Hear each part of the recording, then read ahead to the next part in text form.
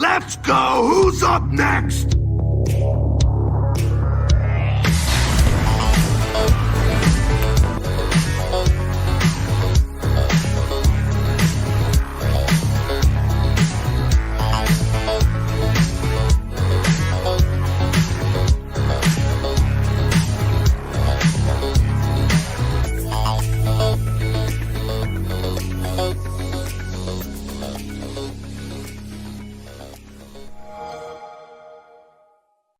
Boy, how good is it to hear that again? Hello, everybody. What's up? My name's Donnie Reese, and thank you for tuning in to the Xbox Empire, the once proud and weekly Xbox show on the Play Some Video Games Podcast Network.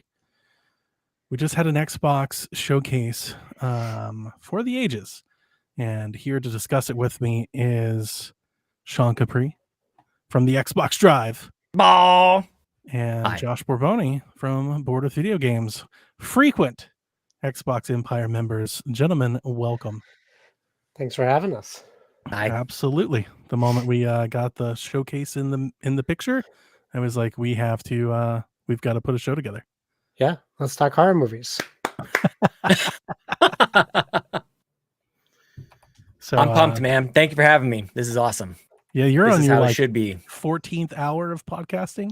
Taking a day, I took Friday off work. I've got tomorrow off work. Look, this is E3 season. I don't care what anybody calls it. I don't care what Jeff Keighley calls it.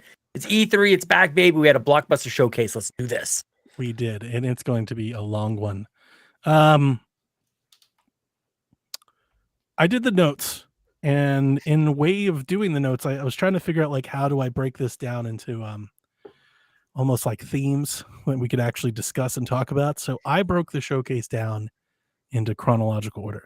We're going to talk about them in release order that we know of today, and we'll kind of walk through like what was announced in the showcase this year, what's coming next year, and what's beyond. And then we can talk about superlatives and stuff. But before we get into the day-to-day, like the nitty-gritty announcements, I just wanted to ask you about your enjoyment of watching the show. Did you watch the show live? What was that like? What did you think of the show overall without getting into the announcements? What's in your brains? Man, huge. It was massive. We watched it over at Carpool Gaming's Twitch, and I had high expectations, Donnie. I was really thinking that this was kind of it. Like so many people, talking about Xbox lately. They had a lot to prove. They had a lot to showcase, and I felt like this was a statement for Xbox. This is how it's going to be from here on out. That all the big players showed up, all the big games, and it was so dense with games for us to be excited about. I was very happy with it, and it's interesting the way that you've got this laid out. Like I was joking on Twitter earlier today. I was so pleased with it that I forgave them for the lack of Guitar Hero, and certainly there's more to it. Like there are other things that weren't there. But I was so distracted by, hit after hit, blockbuster after blockbuster that I kind of forgot. Like I kind of got to be a bit of a fanboy earlier today watching it, and I had almost no critical evaluation of it while I was watching. I was just like, oh, that's awesome. Oh, that looks great. Oh, this is exciting. I just kind of got to do that for however. I don't even know how long it was. I don't even know how long we did the thing, but I thought it was really good. Awesome. I wanted to ask you, since you just mentioned it, how many times over the years do you think you've thought this is the big one? This is it. Like this is the statement. Well, I don't know that I've ever really thought the state of Xbox relies on like a showcase like this. Yeah, it's like, do or die kind of moment. I don't know if I've ever thought that. But one thing I will say alongside having said that about how great I think the showcase was, I often think Xbox has great showcases. And then the rest of the year goes by and we end up in, doomsday chat. They're really good at the showcasing. Yes. It's the hold. Yes. It's the hold. Anyone could put on a showcase. Reservation. You could just it's the hold. It's the hold. Josh? Yeah, I mean, I think I must have been in the dark on this one. I was surprised it wasn't a live show. I guess I wasn't following up with that. So I was thrown off a bit at first because I know we're all thinking like Xbox has to answer for some things that have been going on recently, and I thought that would be the time to do that, right, with a live audience and hit them with There we was care, some audience, we but love, yeah, you but know, not and on our show. but I Not on actually our I think I stream. preferred it. I did prefer that showcase. We kind of talk about how Nintendo really lands their direct presentation always hits really well. And while I do really Mhm. like the fanfare Xbox gets in a live studio or a live show or things like that, it kind of give them that silence from everybody else so they can just focus on what they're there to present. So I did enjoy that in that aspect, and it kind of did really feel like just like hit after hit after hit. Just Mm. you didn't know what was coming, and it was no breaks every trailer, no breaks every 3 trailers. It was like 10 trailers a break, 10 trailers another break. So I kind of liked it. I thought it was a good presentation as far as that goes. And no ads. That's No, kind of nice. that Yeah, was nice yeah, compared yeah. No to commercials.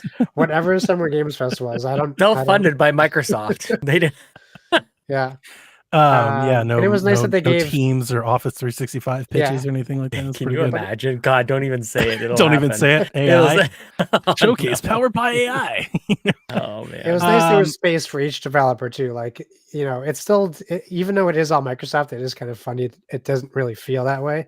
So it was kind of fun to see Blizzard and Bethesda and everyone going back and forth, just getting like this one constant stream of studio, even though it is technically that.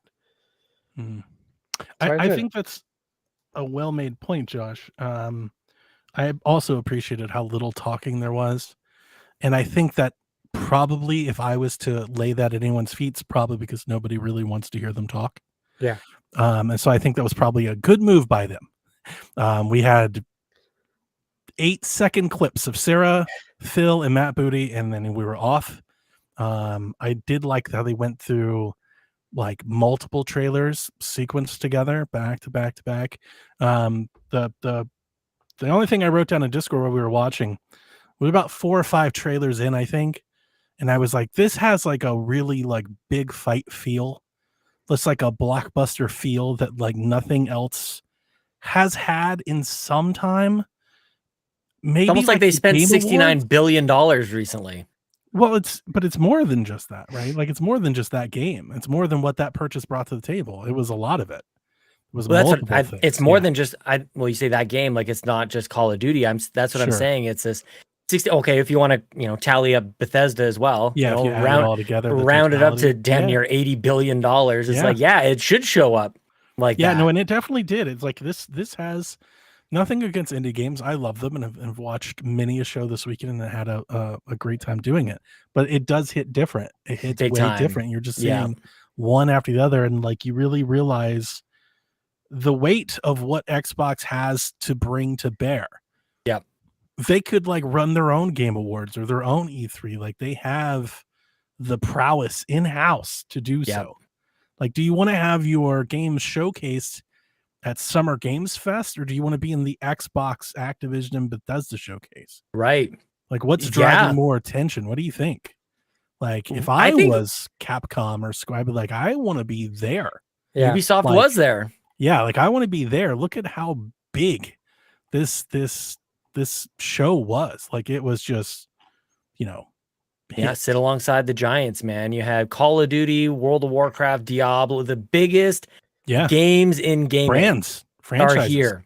Yep. Assassin's Creed right alongside it. Like there's, name bigger games than Yeah, these Metal ones, and they Gear. were all Metal Gear. here. Metal You Gear wanna- Solid was You want here. to pay $500,000 a minute, or do you just want to like Xbox? Probably like, hey, we can do some marketing. You want to put your game in Game Pass? Like, there's a lot of interesting things here Mm-hmm. that you could. I'm not that we're going to spend a whole lot of time on this. It's just something No, kind I of hope- dancing around in my head. Donnie, you and I chatted about this as well. Like I've been very frustrated by Xbox's seeming reliance on content creators to do the marketing for them. It's like, or you could do this. Like you're Xbox, you're Microsoft. You can demand attention yourself. You don't have to rely on like this guerrilla marketing, this like grassroots kind of approach. It's Microsoft. It's $75 billion in purchase acquisitions. It's a big deal. Act like a big deal. Stop Are they the apologizing biggest? and requesting attention. Are they the biggest like games publisher? Oh, they've got to They be. can wait in I think like they've I gotta don't know, like be. influence, I guess, Yeah. prestige, maybe. go up. There's the EAs, there's the 2Ks. Yeah, they're like, I they think gotta at be. 2K, but 2K doesn't have the It got GTA. quantity Yeah, of no things to quantity. bring, but they Mhm. don't need to. They have one that is probably Yeah. bigger than everything, but still, like, they're right there. Anyway, before we talk about the year to come, I did want to point out, because we've been on the PSVG, we talk about rumors frequently, and I've been tracking these down. So, to give you an update on what wasn't in the showcase today, we did not see any Final Fantasy games whatsoever. Long oft rumored, they were not there. There was also no Forza here at all. Surprising. Yeah, no updates, no expansion seasons, nothing, just not there. Silk Song continues to be missing in action and completely missing. Like, I was almost positive, like, sure, that it had to be here today, like, if at all places. Still not there. Surprisingly, there were 0 back compat announcements today, and none have come out since. There's no Call of Duties in Game Pass. That was surprising. Nothing has happened. That is very surprising. We can talk about that as we roll out the show. There was no handheld. That's been almost like a lock for like a month. Everybody's like, oh, they're going to tease the handheld. There was no handheld whatsoever. There was nothing, not a silhouette, an icon, nothing like that was there. And there was also no Game Pass changes, no Game Pass tiers. Thank God. New programs, new prices, nothing like that Good. changed. It's just Game Pass is Game Pass. Yeah. Got Game Pass Ultimate, Game Pass PC, and Game Pass Console. Germany, Gamescom, lots still can come. I feel like this was such an important beat for them to hit, that it was games. This is what it looks like now with ABK alongside Bethesda, alongside all these other games. A huge deal. Let that be what today was about. I feel like everything that you listed, Donnie, like kind of grouped together, is like none of those. You put Silk Song there, and it's like maybe is as big as like those kind of games can be. It's just like I don't know if that would hold up. Like a handheld, is today the day we needed to see hardware, or is that a beat after this? Like we can settle in on some of these games being at home on Xbox, whatever that means for a variety of people. Certainly not everything is exclusive, but this is where you see games is on Xbox. So I think today was probably a good way to roll this out, assuming that everything that you just listed is still to come, or other things are still to come. Sure. This can't be the only statement that they have this year. I think Gamescom presents an alternative look at some of these announcements. It's not quite as heavy hitting in the past, and it probably won't be in the future as well. So I think some of those other ancillary announcements, which any other year would be a big deal, but alongside this showcase that we got, I don't know that would have been right. I like how internal it was. We had EA show up, Ubisoft was there, but it really felt like an Xbox show, like full of these are the brands that make up Xbox. It was very heavy-handed. I like that a lot. They weren't relying a whole lot on second and third party. I would have liked some back compat stuff today. If only, I think the showcase could have used, and you can do it today. Like there's some stuff today, play now stuff. I really like that in all showcases. I think almost I'm a sucker for it. PT got me, Hollow Knight got me. Some of that stuff might have been great. Like I've been playing demos for days. That's all I've been doing is just going through indie games on Steam. I think it's a fun part of like showcase season. Yeah. So it would have been nice, but they could save that stuff and roll that up into marketing lead in for Call of Duty and things. There's, like I said, you got all summer. So yeah, I'm not necessarily shocked by it. Okay, so let's get into it. Like I said, I grouped all of these announcements as best I could into chronological order. So we're going to start with the games that are coming out soonest throughout the rest of the year, and we'll get into next year and beyond. So let me kick you off with June 12th. Fallout 76 is getting an update for Skyline Valley. It's a new southern region of Appalachia, and this is the first time that we've seen a major update to Fallout 76's map, like the actual physical map will expand. They also announced that in early 2025, you'll be able to play as a ghoul, the mutated wastelanders of the Fallout universe, like in the TV show, which I'm sure is why that's happening. Yeah. And I'm almost like shocked. Like we couldn't do that before. Like, I mean, nobody wanted to do it before. Yeah. Me having zero understanding of game design, it's like skins. Come on, 2025. That is funny. But that is your nearest announcement. Any thoughts on Fallout 76 before we move forward? It's a wonder what a good television show can do for brands. Mhm. This is a game that just has been panned since its release, and probably for good and bad reasons. But now everyone's back on board. Fallout 4, Fallout 76. So I It's mean, really it's great. turned around in the last couple of years. Yeah. Coach Mo's been saying that for a while. There was that big update a couple years ago. The coach was like, "This changes everything," Yeah, and he really liked it. And it seemed like the people that really play that game agreed sure. that was like the thing. And then since then, it's just been kind of like a positive snowball. We're just in that state of where we have to forgive games a year. We have to give them a year, and that's like bothers me still. 18 months. Fallout 76 is still on that sour spot for me. Like, oh, you didn't like it when it came out? Well, give it to come back in 12 months and you'll like it. Well, no, I gave them $60 when it came out, and now it's free. So who wins in that situation?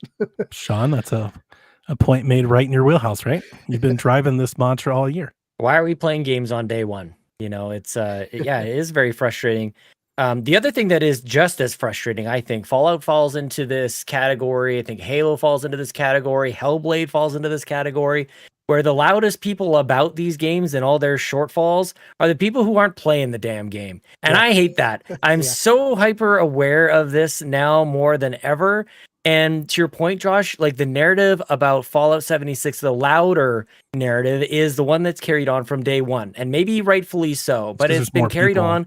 Right. But there's more people who haven't played it. Yeah. And the people who played it, like Coach Mo, are like, man, it's good. Yeah. And we go, not a chance. What I form my opinion on day one, and that's what we're going to shout about, even if I try it or I don't. And I can't stand it. Now, at least the show has prompted people to do something incredible, and that's to play the damn game and find out for yourself. So I am actually one of those people who recently jumped into Fallout 76, and it's great. It's what you want from a multiplayer Fallout game. I think that is wonderful. Timing is perfect for an update to come alongside with this. The thing I would add to your list of bullet points that wasn't at the showcase that I thought for sure, I thought it was a given, was some form of remaster for Fallout 3 or Fallout New Vegas or something. I thought that would have been the beat that they hit with this newfound excitement around the TV show. Yeah, but so that says to me, just 76 is your Fallout game for the next number of years. That was the point I was going to make. As to your point, to piggyback, for so many people to have not played it, and you see the show and the hype, and you're like, I want a new game. Yeah, you have one. There is a new game. This is it. And it's super available and cheap and accessible, and Game Pass and all that jazz. So there's a focus here with Xbox. Like, they have so many options. They have so many things they could roll out now, but it's 76 is the message. It's a choice, I think. Yeah. They could do 3 or New Vegas. They could do all sorts of different things. They could have done 4. They could have talked about that. They could have done 4. Totally. Yeah. And I've talked about this with Nintendo for many, many years. They're in such a fortunate place that they can hold on to things for the right time. They don't have to, blow their load every time that they come out like to tell you about or announce everything 8 years in advance. Or totally, that's overall what I got a sense of from this is like, there is a time for back compat. There is a time for Call of Duty to come to Game Pass outside of the next Call of Duty. All these things. Fallout was another example of that. There's more to come, and they don't have to tell you all at once. This was a good beat, and it's a good focus right now. I'm just I hope this is the last time I bring it up. Maybe I can be a one and done. I was really hoping to see Redfall get like its 76 moment. I really did. I from launch, from get go, I played it, I beat it, and I liked it. And I said that in its worst state. I was like, it's good though. Like, there's a good game here. It's just not finished. And I was just thinking that day when I completed the campaign, I was in that same mindset of Starfield, of 76, of the space game that are like, of all these games that have like come around. I'm like, 18 months from now, we're like, Redfall's going to be this game. Right. What's it called? No Man's Sky? No Man's Sky. Yeah. Whatever it's called. Oh yeah, that one. There's a lot of these I got to turn around, and I was hoping that one would too. June 18th, Elder Scrolls Online celebrates 10 years of ESO with their latest chapter, The Gold Road. I'm not going to lie to you. I always kind of gloss over and start to I went to the yawn when bathroom. these- Yeah. Yeah. In my so- bathroom break. No disrespect. It's just not for me. I actually have never played it. And somebody who loves Elder Scrolls, like I'm always thinking like maybe I should, but like I don't multiplayer. Like Yeah. that's how I have all of the access in the world to even try it. And like the multiplayer alone, I'm like, never mind. I tried it. It's just like it's not bad. But it's like every other MMO you've played. Yeah, Just in which that I'm not, which I universe. don't, which I don't play. Okay, July 18th. Let's pick up the pace here. Yes. Flintlock, The Siege of Dawn, an explosive Souls light with God-slaying RPG gameplay comes to Game Pass day one. Yeah. Saw this game last year. Dev and I were both interested in it. Looked very different. Not different, but like the trailer that we saw today was a very good trailer. And what I mean by that is they are placing and showing their game specifically like out of what the gameplay is actually like. Because like when I saw it last year, we actually saw like moment to moment gameplay. Right. And like all the cut ups and effects did a lot for this game. I think that trailer that's a hell of a glow up. It's a I great was like, this trailer looks great. Yeah. I don't know if the game will live up to the trailer. We'll see. But we get to play it on Game Pass either way. And that's what I'm excited for. That's probably one that I would have been on the fence about buying. And that's squarely in like the perfect target for Game Pass. Is just games that I'm iffy on. Can you get the iffy games into Game Pass? Let me buy the big games that I want to buy. And I've reached like a happy equilibrium. So I'm excited to play it. What did you guys think of it? I mean, you had me at Souls Light. That got me Right? back on board. I was like, I've seen too many Souls games like Light. this. It's like a little Um, Souls. I really love the art style of like Ashen and the game, like in this game too. Like I think it looks Mhm. really appealing and unique, and it looked like a lot of fun. I really like. It's tough now. We see so many Souls games that come out, just trailer wise, and they always look so cool or fast and frenetic and unique. And then, I've just had like it's just not a game style for me, the Souls games. So Same. when I see that, it actually makes me feel left out more than anything else. Same. It doesn't make me feel like I feel the same way I feel when I see Monster Hunter. I'm like, Yeah, man, that looks exactly. cool. Just I wish like I was Monster into Hunter, it. right? Yeah. so. This looks appealing still, but like you said, Game Pass means I'll try it, which is great. So I'm happy and excited to try it. And if it's not for me, that's also great because there's so many games. But Yep. the presentation, the trailer was incredible. A lot of the trailers today were just kind of incredible, but this one really caught my eye and kept my attention the whole time. Also really nice, a surprise for Game Pass, but also like something soon you can look forward to play. Yes. Mm-hmm. Like nothing against the service updates, which they're always going to be a part of the show. I know people don't like them, but you're always going to get the Sea of Thieves, the Forza, the 76. Like it's just going to be a part of it. Nothing against those, but those games are for the players already playing those games. Like I don't think anybody's like seeing Sea of Thieves season 13, and they're like, now I'm gonna get in. Like it's to the people that are still playing it. Yeah. So this is like for those of us that may are not playing those games that we've already talked about. This was like that game that you could be like, I have Game Pass. I have something to play soon. Yeah. Which is always nice. High quality third party game coming to Game Pass. You said something that is really A returning me- developer coming to Game Pass, if I may interrupt you. yeah, no, you're Which I think good. is important to bring up because there's been a lot of Game Pass talks about what it is and isn't for developers in the industry. And it's a point I'm going to make again. Look at the developers that keep coming back to game. It can't be that bad. Yeah. Because they did it once and they're showing up again. So Yeah, makers of Ashen, very minimalist kind of game, and then they glow up to this. I need to be careful, I think, when I talk about this showcase, Donnie, because maybe I might be falling prey to what maybe just a collection of excellent trailers.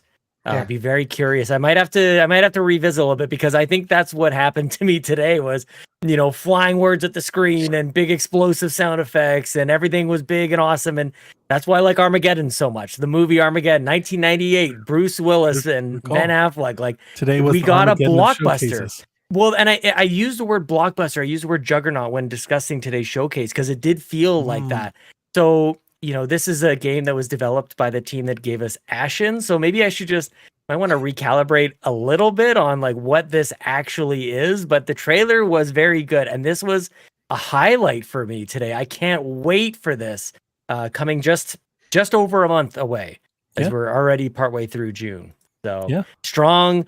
What was this? Maybe one of the first ones in the show, or this wasn't was first early. party. Very, Yeah. very cool to see something stylish that didn't have to be out of their own stable. It was very cool. But it's So just we to wa- hear you say that because I was I'm really happy I watched the showcase twice today. And I think one of the things that I wanted to do this year, because in past years it's always somewhat bothered me. In past years when we've done the live streams, and not that we always have, but on the few occasions, usually with Xbox, we definitely have, where we record right after. That's what we Sometimes when I come back to those, I'm like, I wish I would have had time to comb through the news, read more details, be more aware, be informative, and not so reactive. And today, having the hours to sit there and do that, I was able to rewatch all the trailers, because coming off of the first watch through, I was like, this is incredible. And then I start going through the second trailer and I start doing the notes, I start breaking away, and I was like, it's still very good. Don't get me wrong. I'm not gonna trounce the showcase at all, but it definitely started to temper expectations a bit. I think started to come back down to a ground, grounded and a little bit more reality. Sure. Sea of Thieves, the 13th season, you get to become an evil pirate, which I just thought was Sea of Thieves to begin with. That's how everybody plays Sea of Thieves, if you never did it. That season starts July 25th. On August 26th, this was a very interesting moment for the showcase. World of Warcraft, the next expansion, The War Within, got a trailer. It was shown. It's not coming to consoles. There was zero mention of Game Pass, and they plugged Battle.net. Yeah. Does anybody have any thought? That's strange. To me, I was like, that's weird. I understand it's a giant game. I don't know how much World of Warcraft players are tuning into the Xbox showcase for World of Warcraft news. But they're not going to get anywhere else, so it has to be shown here. There's no BlizzCon this year. Good point. They also said no BlizzCon. They gotta cater to that fan I base. imagine the majority of them are just going to see this trailer. They weren't actually watching the showcase. They'll just see the trailer when it's announced. Well, yeah, but like Sean said earlier, like it's just another trailer. It's not content for the game. It's just Yeah. We'll get to Diablo when we get there. But They didn't talk about Game it's Pass, just- PC Game Pass, nothing. It is just Yeah. it's World of Warcraft is going to continue to be WoW. Yeah. Yep. So I think the people who play World of Warcraft knew the expansion was coming. They probably already pre-ordered it, bought it, downloaded, whatever. But yeah. well, They have also a fresh they have their audience own for the World of subscription. Warcraft. right? They have their own not like, there's a sure WoW anymore. sub. They sure do. Yeah. Yeah. I learned it was $20 a month. Whoa. So I was wondering if they were That's going to Game Pass. include that into Game Pass to maybe That's what boost I its was numbers thinking. or nothing. And it looks like they're not, or they're not ready to, but I don't get the sense that they're going to. That was a prediction I had coming into this, just trying to be bold. And when I'm thinking about, like, when you purchase Activision Blizzard King for $69 billion, you're purchasing the IP, but you're also purchasing the user base as well. Yeah, So there is a perfect. value to all those people who are contributing $20 a month and playing and spending their time in this world. I think you nailed it, Donnie. Like, what a gigantic just pillar in gaming. World of Warcraft is one of those games. As important as any other. So maybe it's just a matter of, making that, if there's going to be a move to be made, they've got to make it right. There's no going back. That's a pretty massive decision that can be made. So I'm shocked for now. I'll be shocked in the future if there's nothing really done about that. If there's 10 million people actively subscribing to World of Warcraft, I feel like you want to bring those people into the Xbox. You don't want them necessarily to just live outside that ecosystem. So what exactly does that look like? You commented that they did plug Battle.net, so they're kind of like leaving them be. Maybe there's some trust that needs to be built. Maybe people who are aware of the Maybe they're not ready. The purchase. Yeah, Maybe they're not ready. I mean, you got to think Yeah. there's like legacy. There's 20 Yes. years of people playing WoW. Maybe they're not ready. Maybe they're or maybe they just want to leave it alone. Maybe they do. I'd be very curious to watch this over the next couple of years. We've been watching for this merger for years and years and years. It really just happened. And so we don't necessarily need all these decisions to be made in the snap of a finger. I think it was big enough just to confirm Call of Duty coming day one to Game Pass. I was really thinking that we would get a Game Pass Battle.net API and all of the WoW I still subscribers expect that. would just be counted as game. They would just say That's the what WoW I'm thinking. subscription is now in Game Pass, Yes. and Game now our Pass number numbers is- go from 32 to 50. Totally. That's exactly what I was thinking. And that's why, Um, like, that's what you purchase. You purchase that user base. And now I'm thinking, like, I mean, they could still do that. Like, it doesn't all have to be done now. But now I'm wondering if Exactly. WoW just becomes one of their mini service game updates in their shows. Like, hey, Yeah. here's the WoW moment of the showcase. Yeah. That might be it Well, too. maybe there's other games that sort of sit alongside WoW. Obviously, none as huge as that. But are there others that, your point about new tiers, you know, is there a tier of Game Pass that they have that also includes like ongoing I don't game want any more subscriptions? tiers. If Neither anything, do I. I want don't. consolidation of tiers.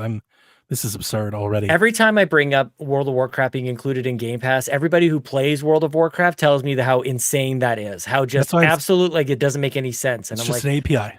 That's what I'm saying. Yeah. It's just an API. You can still they let mean from them a business pay and standpoint. buy and all that, and it's still the same, but it's just an API. yeah. Just connect the two accounts together. No, Yeah. yeah. People saying it's insane are, I think, mainly saying that why would you give up on that cash? And I would just just think go there's a to them longer and be like, play. hey, if you have, I don't even know what it's called. Yeah. If you're a WoW subscriber, you also just have Game Pass now. That's whether what I'm you want it saying. or not. Whether Yeah, you want it or not, That's what I'm whether saying. you ever use it or not, it doesn't matter. If you open up the app, there are games there and you can play them. Yeah. You know, like Yes. that's what I would do. Yeah. Same. Anyway, Age of Mythology comes out September 4th, coming to Game Pass. This is one that's coming to consoles. This is Age of Empires, but with gods and shit, like unicorns and stuff, right? And I think if I read this correctly, because I do not have any experience, is this like a reimagining of like an old 2000s game? Yeah, of the same game. Of the same game, right? I don't know. Is it a remake? It's like like it looks like a remake. It's probably more a remaster than a remake, but it looks Okay. like, I mean, it's updated. I wasn't sure if it Everything. was like it is the same game or if it's like we're making a new game that just kind of is an homage to the old game. And I think they gave the impression that it is that Age of Mythology that has been out Gotcha. forever. But there's so many people who haven't played it, especially with like the resurgence of Age of Empires hitting Game Pass 2. It kind of reminded me of how I don't play RTS games anymore. And when I was, 12 to 22, that's all I would play. I played a lot of them too. And- Yeah. And I don't know what changed in And me. war. And war Uh, changed. I know what War changed. changed. And war Halo- changed everything. Halo Wars changed, I think, a little bit. And war ruined it for me. I used to love this shit. That was a big one, yeah. The Army Um, RTS, yeah. Battalion Wars, like Oh this yeah, is there's one of my jams. there's even like trying to get back into the Dune Spice Command Wars. and I'm like, Conquer. I can't play these anymore. I'm gonna play this one actually. Yeah, I'm gonna definitely play Oh, it. okay. We'll see. Yeah, I was interested. I was like, this looks cool. It's fun. It's Game Pass. I'm gonna play it. I haven't played an RTS in a long time, but I want to, and like this one might be a thing. Same. Yeah. The Age of Okay, Empires doesn't nice. do it enough for me, but this one does. Yeah. Like, okay, it's a little spicy enough. It's spicy enough. I want to try it. Speaking of something else I want to try, the next day on September 5th, Stalker 2, Heart of Chernobyl comes out again, coming to Game Pass. Yeah. You get to play it. I thought the trailer looked incredible. I continue to think Stalker looks great. Looks good. So They got me with this one. I wasn't really. I know a lot of people are excited about this. We'll see how many people actually play it. And I've often played wondered the why. older Stalker, and it's like not for me at all. And I'm Oh, wondering really? how, like if this is going to be the same. But this, everything they've shown so far looks very different than like what I played. This Yeah. kind of looks like a traditional shooter. It's almost like more Metro than I It looks like definitely was Metro. getting Metro vibes. That was the Yeah. note that I had made. Yeah. like it's got fantasy stuff in it, but it doesn't seem to be. And obviously, Stalker's a long time ago. But the UI, the systems, the menu, everything is modern and better now. And I think that's the thing. It might be like a Far Cry 2 to 4 thing for me. It's like I never liked it until I did. And I'm hoping that Right. like now is like maybe now it is. Because the environments, the gameplay looks great. The Ukraine like voiceover and everything looks awesome. I think it's very, very fitting for the world. And a point that I'll make later. I mean, this is one of the big games coming to Game Pass this year. Not we're waiting for it. It's on the road. It's on the roadmap, like big shiny trailer. This is something we're going to play soon. So I'm very much looking forward for that reason. Alone, trying to get as much value as I can out of my Game Pass up. Oh yeah. So I continue to be excited. October 8th. Moving on to October now, you have the Diablo Vessel of Hate expansion where you get a new class, there's a new region, there's a new story. I didn't play Diablo, so I can't even act like I can even talk about this trailer. So if you guys have Diablo things you got really excited about, now is the time. Sean, you want to go? I'll go. So if you guys don't. got way harder. I have still yet to even boot up Diablo. Blizzard does this thing really good with trailers. Yeah. You know, the thing that drives me nuts though is that that's an in-game cinematic trailer that I just don't need to see right now. Like I want to experience that when I play it. So while it looks like you can't tell me you've seen a better trailer with like facial features and maybe Hellblade too, but like they do such a great job at showcasing brutality and violence that it's good when it's good, but you know, I don't know. It just seemed like for me, if I'm playing Diablo 4, I'm kind of like Warcraft, right? If I'm playing Diablo 4, I'm Yeah. already getting this. And unless I really wish they showed us the new character class, something that I could like get excited about to see some like fun builds or what this character is going to do or what it even is. That's where I would get excited. I still like the trailer, but I was kind of like wanting more. I'm kind of come at it from the opposite angle, Oh. Josh. I love this actually. Maybe I'm just a filthy casual who, you know, I glaze over a little bit when you show me a menu next to a character type and all the robes sure. and shoes that he can wear. Like I am like, who cares? To me, what this did for me, and I say jokingly, like obviously, I'm actually more in agreement with you. Like, yeah, I'm the same way. Like I get it, and I get understanding, like wanting to know how some of these games are played. But I actually think of a lot of Nintendo Directs where they'll go like, okay, we're gonna pause this for a second. We're gonna go to the menus. We're gonna dive into the showcase. We're gonna show you how this game works on the menus, and that's kind of what like diving into a character class says for me. But different strokes, Josh, as they say. Yeah. What I took away from this is like a reminder that Diablo is demonic and it's so dark in its themes. It was dark. The thing that a few people in our chat earlier were calling out that sometimes it doesn't really like line up with the gameplay of Diablo. Right. Like I grew up in a Catholic household. We weren't allowed to play Diablo. I couldn't even say Diablo. Like that was like bringing the devil into the house. So like there was this mystique around Diablo growing up that it seems like they're kind of getting back to. That I know that was the intention with Diablo originally. This expansion pack is called the Vessel of Hatred. Yeah. Like that is intense, man. This is so much to handle. So I felt like that came through with the cinematic. But you are right about this, Josh. Like that is something that would be great to experience when you're playing the game. But it was enough to remind me that I enjoy Diablo. It was enough to remind me that it's a dark and demonic kind of theme of the game. So I would like to go back and play it. And I didn't need anything more than just an eye-catching trailer to go, yeah, Diablo's good, and I already own it, so I should play it. Good point. It makes me think. So, like, think back to Last of Us Part 2 when it was getting teased and announced, and we saw that trailer. Yeah, super violent. Yeah, and it was, that's just something that you saw there, and it wasn't in the game, and that's just something you experienced to set up the premise of the game.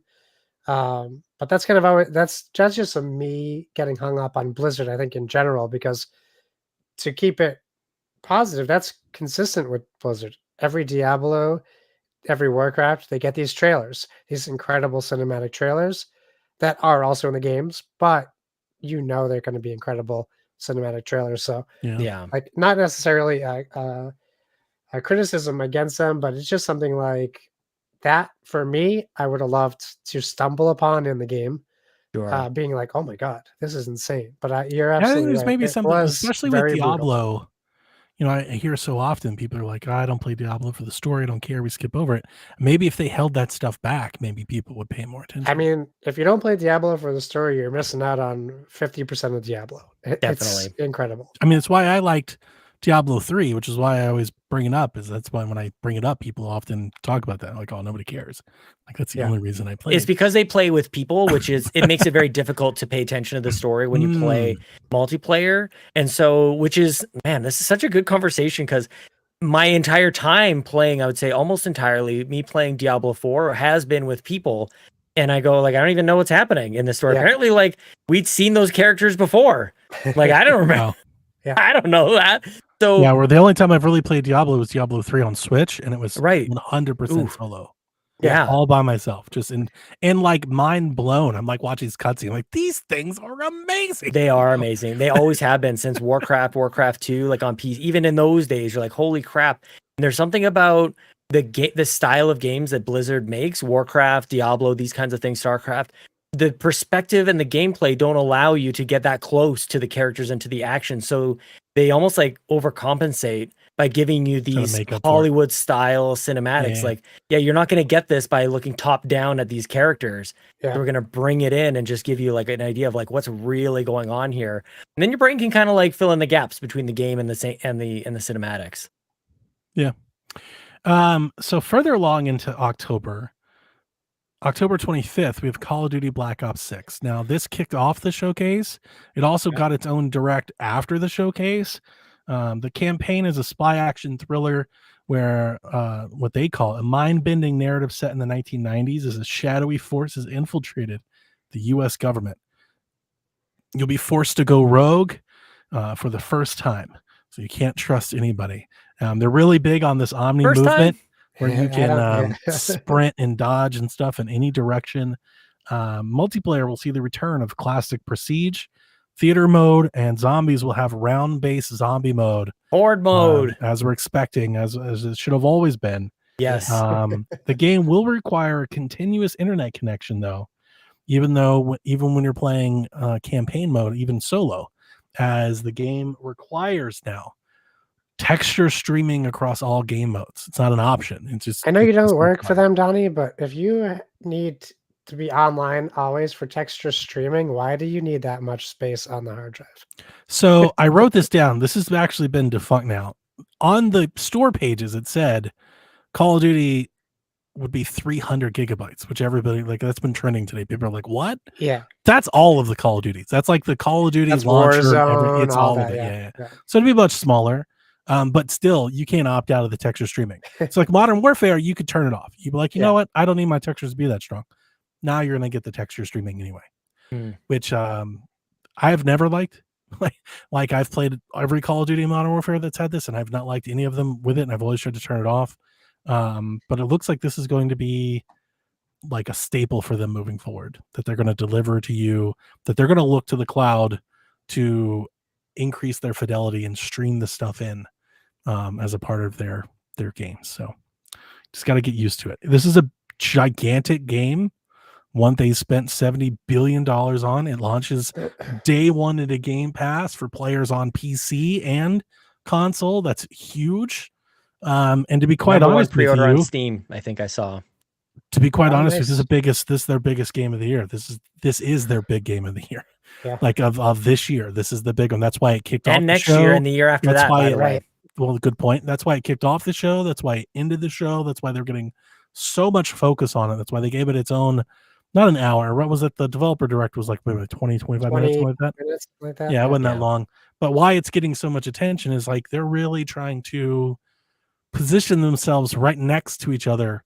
Hey, this is Call of Duty and this is Xbox. Like they're trying to really give off that impression. And if that was the goal for today, I think they accomplished that goal well. What do you guys think of Black Ops? I think it looks great. If they can get 10% of that 100 million players to switch to Xbox, then that was a good investment for them. Yeah, That's a good way to Yeah. look at it. Yeah. Even It's on crazy. PC. It's crazy. It looks great. Black Ops has always been a solid game. I think that we've seen some criticism campaign wise from the last maybe 2 Call of Duties. The last one was really bad. The one Definitely before the wasn't last so bad. one. The last one was terrible. Not Um, terrible. It's a good campaign. On launch, it was basically broken. Again, why do we play games on day one? It was kind of a mess. And it got better about a month in. It's still, by Call of Duty standards, poor. But like not Just terrible. It's yeah. kind of like Well, DLC. It's more of an expansion than a it was very campaign. short, right? Yeah. Because I loved the story Yep. for the 2 Modern Warfare Same. remasters or remakes or whatever you want to call them. Like incredible stories, and they even twisted it so it wasn't just a remake. So you're not getting what you're expecting, Yeah. which is really Yeah, nice. it's like its own story. It's a reimagining. And that's Black Ops' thing, right? Black Ops is like, hey, you're going to be surprised around every corner. This isn't your Yeah, it's regular twisty. Call of Duty. It's like Twilight Zone-y. It's very like Flashbacks and coverts and double yeah, turns. and It's yeah, meta and weird things are happening. So I really appreciate that about that, where it kind of gives itself a supernatural kind of Call of Duty game, and there's zombies. But like I think it looks great. I can't wait to play it. I buy Call of Duty for the campaigns, so same. it's nice that it's coming to Game Pass. Like that's a great thing for me to be able to do. And yes, it will get me to play multiplayer in the other modes as well. But it's just really nice to have all that at your fingertips on day one. So for me, it's a big win. I'm really excited to see all the throwbacks to watching terrible things happen in the White House while sitting from my couch as a teen. I hope those open area missions come back. I really liked those in Modern Warfare 3. I thought those were dope. Yeah, those were cool. I'm going to continue to say it. It just needed more. That whole thing just needed more time in the oven is really what it was. They tried to, I mean, they did. They successfully shipped a $70 game that they made in like 18 months. Yeah. That's what that was. It was, kind of a cash grab. Yeah. But Seems worked. like it's all been building up towards this, really, like the last couple of years.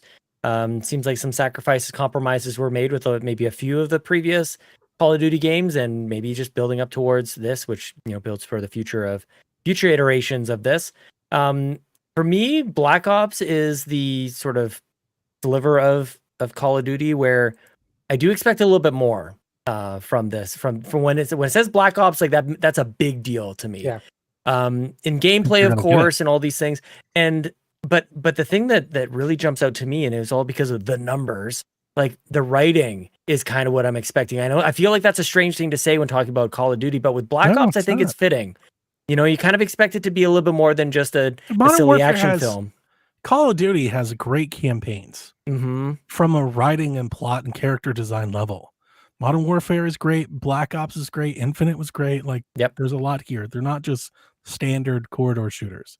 Yeah, There's and a I lot think of that there's like an intellectual. I guess it's the plot twist. Really, it's like you didn't see this coming. Yeah. And it feels less cliche. I think in especially Black Ops 2. Like I'm really going back to Black Ops 2. Well, they get off the beaten path a bit with Black Ops, and I think they have a little bit more flexibility. You can't really do that in World War II stuff. Right. Modern Right. Warfare, Oh, for you sure. can a little bit, but it's also about like global conflict. Black Ops is conspiracies. It's Black Ops. Exactly. It's Yes. it's covert. It's double agent stuff. It's real MI6 GoldenEye shit. Yes. you Yeah. know? Yeah. So it's nice because it kind of gives you different flavor to look forward James to. Bond So stuff, sort of. yeah, man, that I'm kinda here stuff. for it.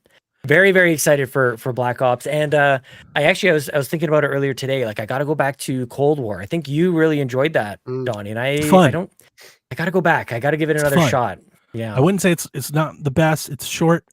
It's an easy. That's okay. One. I It's don't an have easy time sit for down and play. Like more one than sit that. down and play the campaign.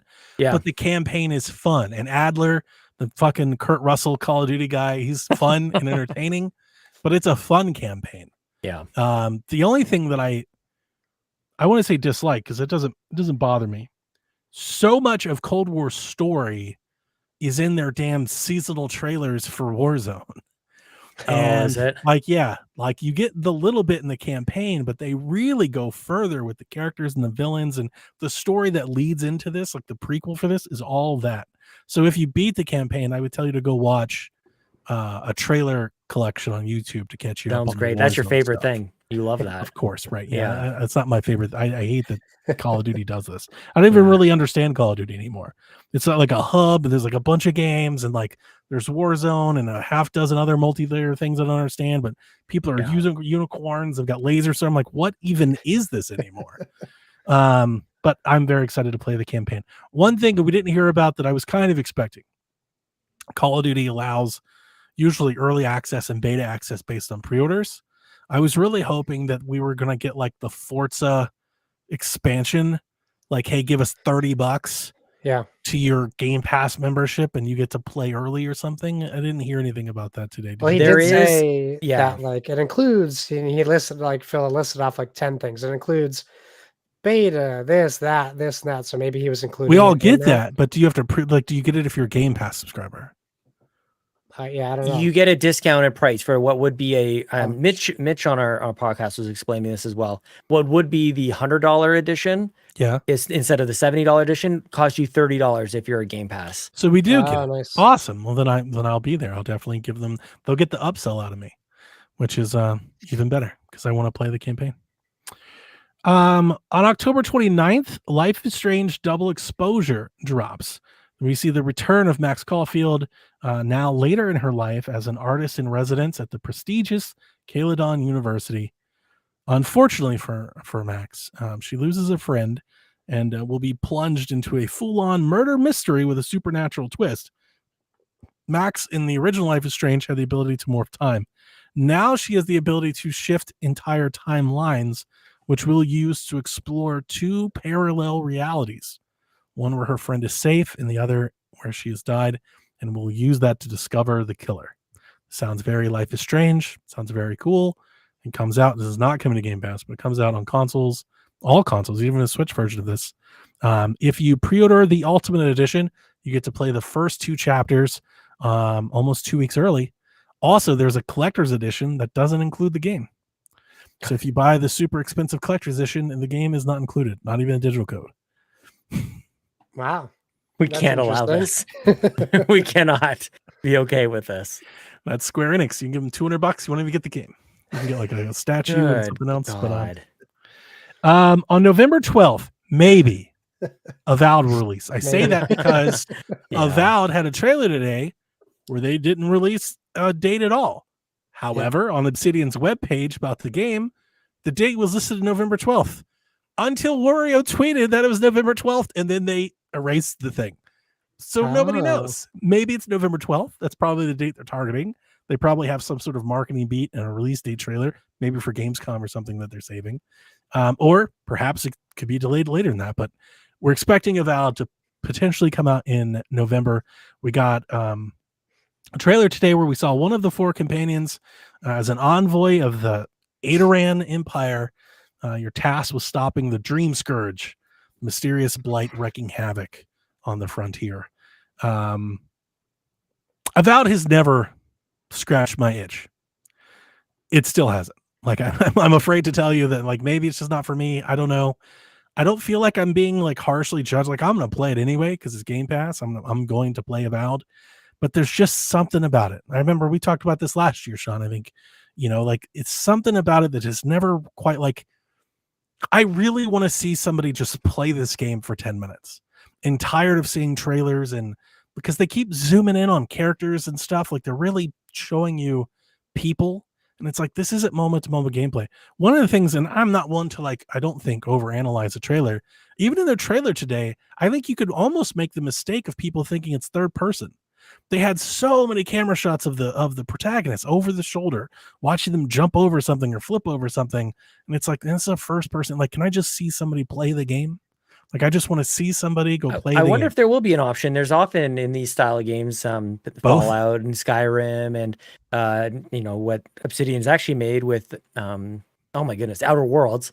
Yeah, there's a first and third person as well. Maybe you can flip.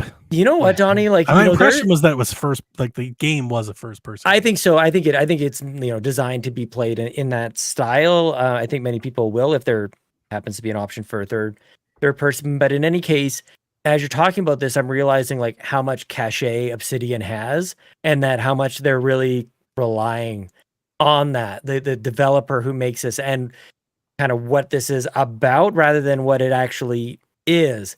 But I haven't gotten to the point where I will discount that too much to the point where I'm not excited about it. But that's my excitement about it really is surrounding the style of the game, the fantasy kind of element to it, and who makes it more than anything I've actually seen of it.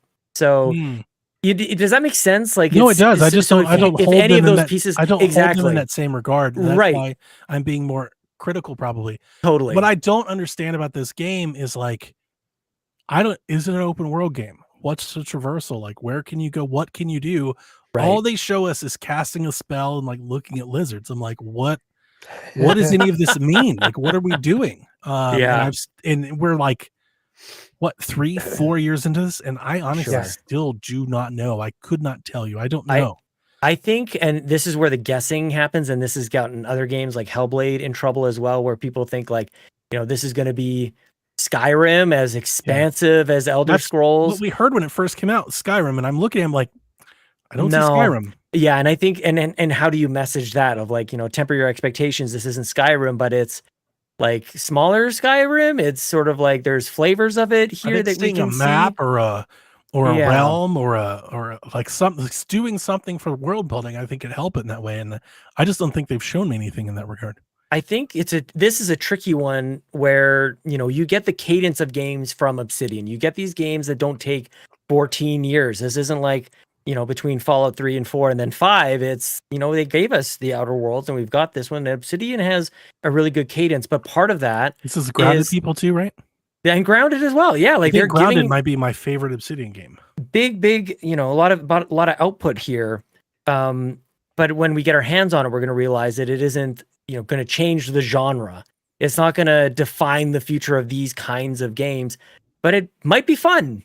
And Yeah. that's so they probably just told us about this way too early. Wouldn't it be great if this could have just been held back until, 6 months before it comes out? And it's just one of the games that is in the lineup for Xbox, but it was sort of announced and revealed when they're like, please stick with us a little longer. We need a little more time for this vision to come through. And then, yeah, all your questions are totally valid because they've shown it to us for a long time, but I think kind of hiding maybe what it is, maybe a little almost like it's self-conscious. To your point, when you hear people talk about this, or when I have heard people talk, I don't want to put words in your mouth. When I've heard people talk about Avowed, a lot of them have just spoken very fondly about Obsidian. And they talk Right. about things Obsidian's done in the past. And they talk about writing and lore and stuff. I'm just not seeing any of that. And like, maybe that's to be expected from other players that play games like them a lot. Yeah. Like I played Grounded. It didn't really have anything like that regard. Right, very different. So like, I just don't know. Like I'm just kind of like, if somebody was to tell me like, hey, Donnie, explain Avowed to me, I actually think it'd be very challenging for me right now. I'd be like, it's a first person magical fantasy game.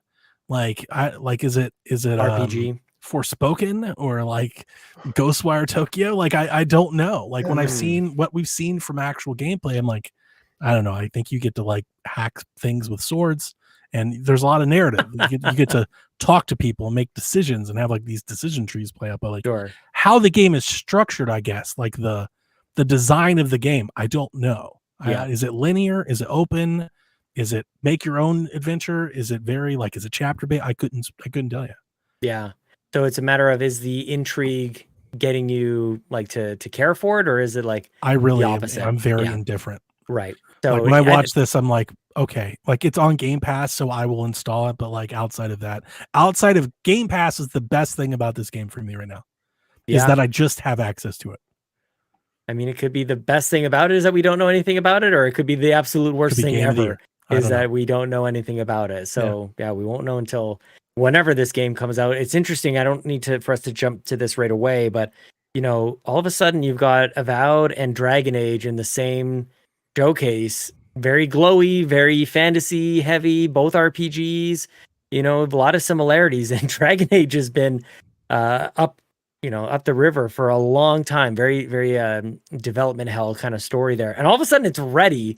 And then you've got Avowed maybe in the same year. Like, how does that happen? It's very interesting. Maybe So that's why they're being playful with the date. maybe they're that's kind of waiting. that's exactly why I bring it up is there is no actual date for Dragon Age. Maybe they don't want this to go sit They on don't wanna top be of right it. next to each other. Yeah. Yeah. And for both games, they're kind of paired together here in my mind anyway. Like, what are we trying to accomplish? What is the victory here? What's the villain? What's the sort of obstacle that we're trying to overcome in Dragon Age games in history, and any BioWare games, is these insurmountable odds that has always gotten me, especially with Dragon Age Origins. Like the Blight is just like, it's coming and it's basically Armageddon. There's no Yeah. stopping it. And the Reapers with Mass Effect, BioWare does, you're never going to win, so don't even try. And then they build a game around it. That is awesome.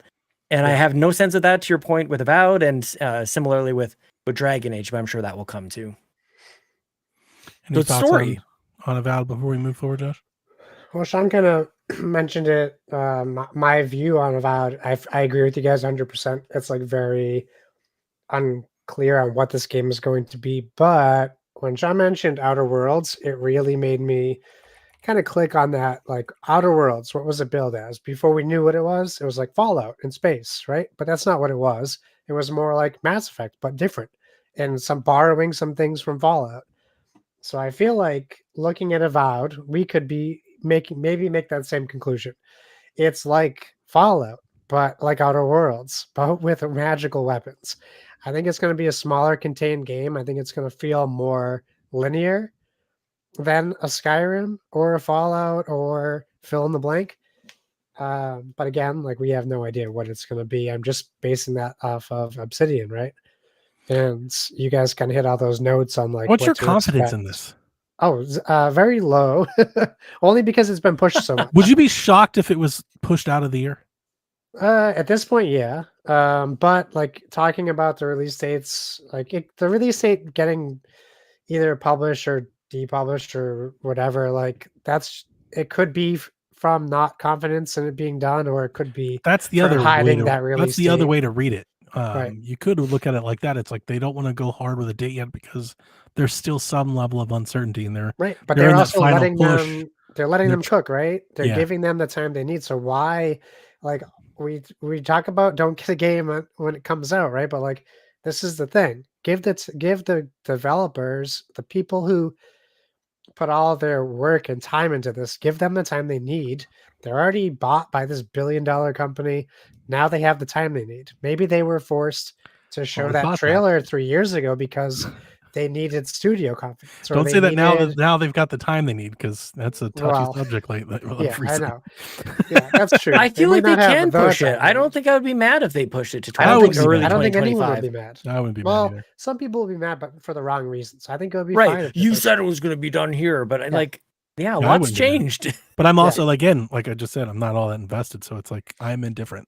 Yeah, I'm so 100% neutral on Avowed. I'm just like right. But it's if you nothing. were on the flip side, if you have been waiting since launch trailer Yeah. of this game and you got super pumped and you've been reading about it every day, talking to people, you're going to be really disappointed if it gets delayed on a level. You Play might still Dragon be on a Age. different level.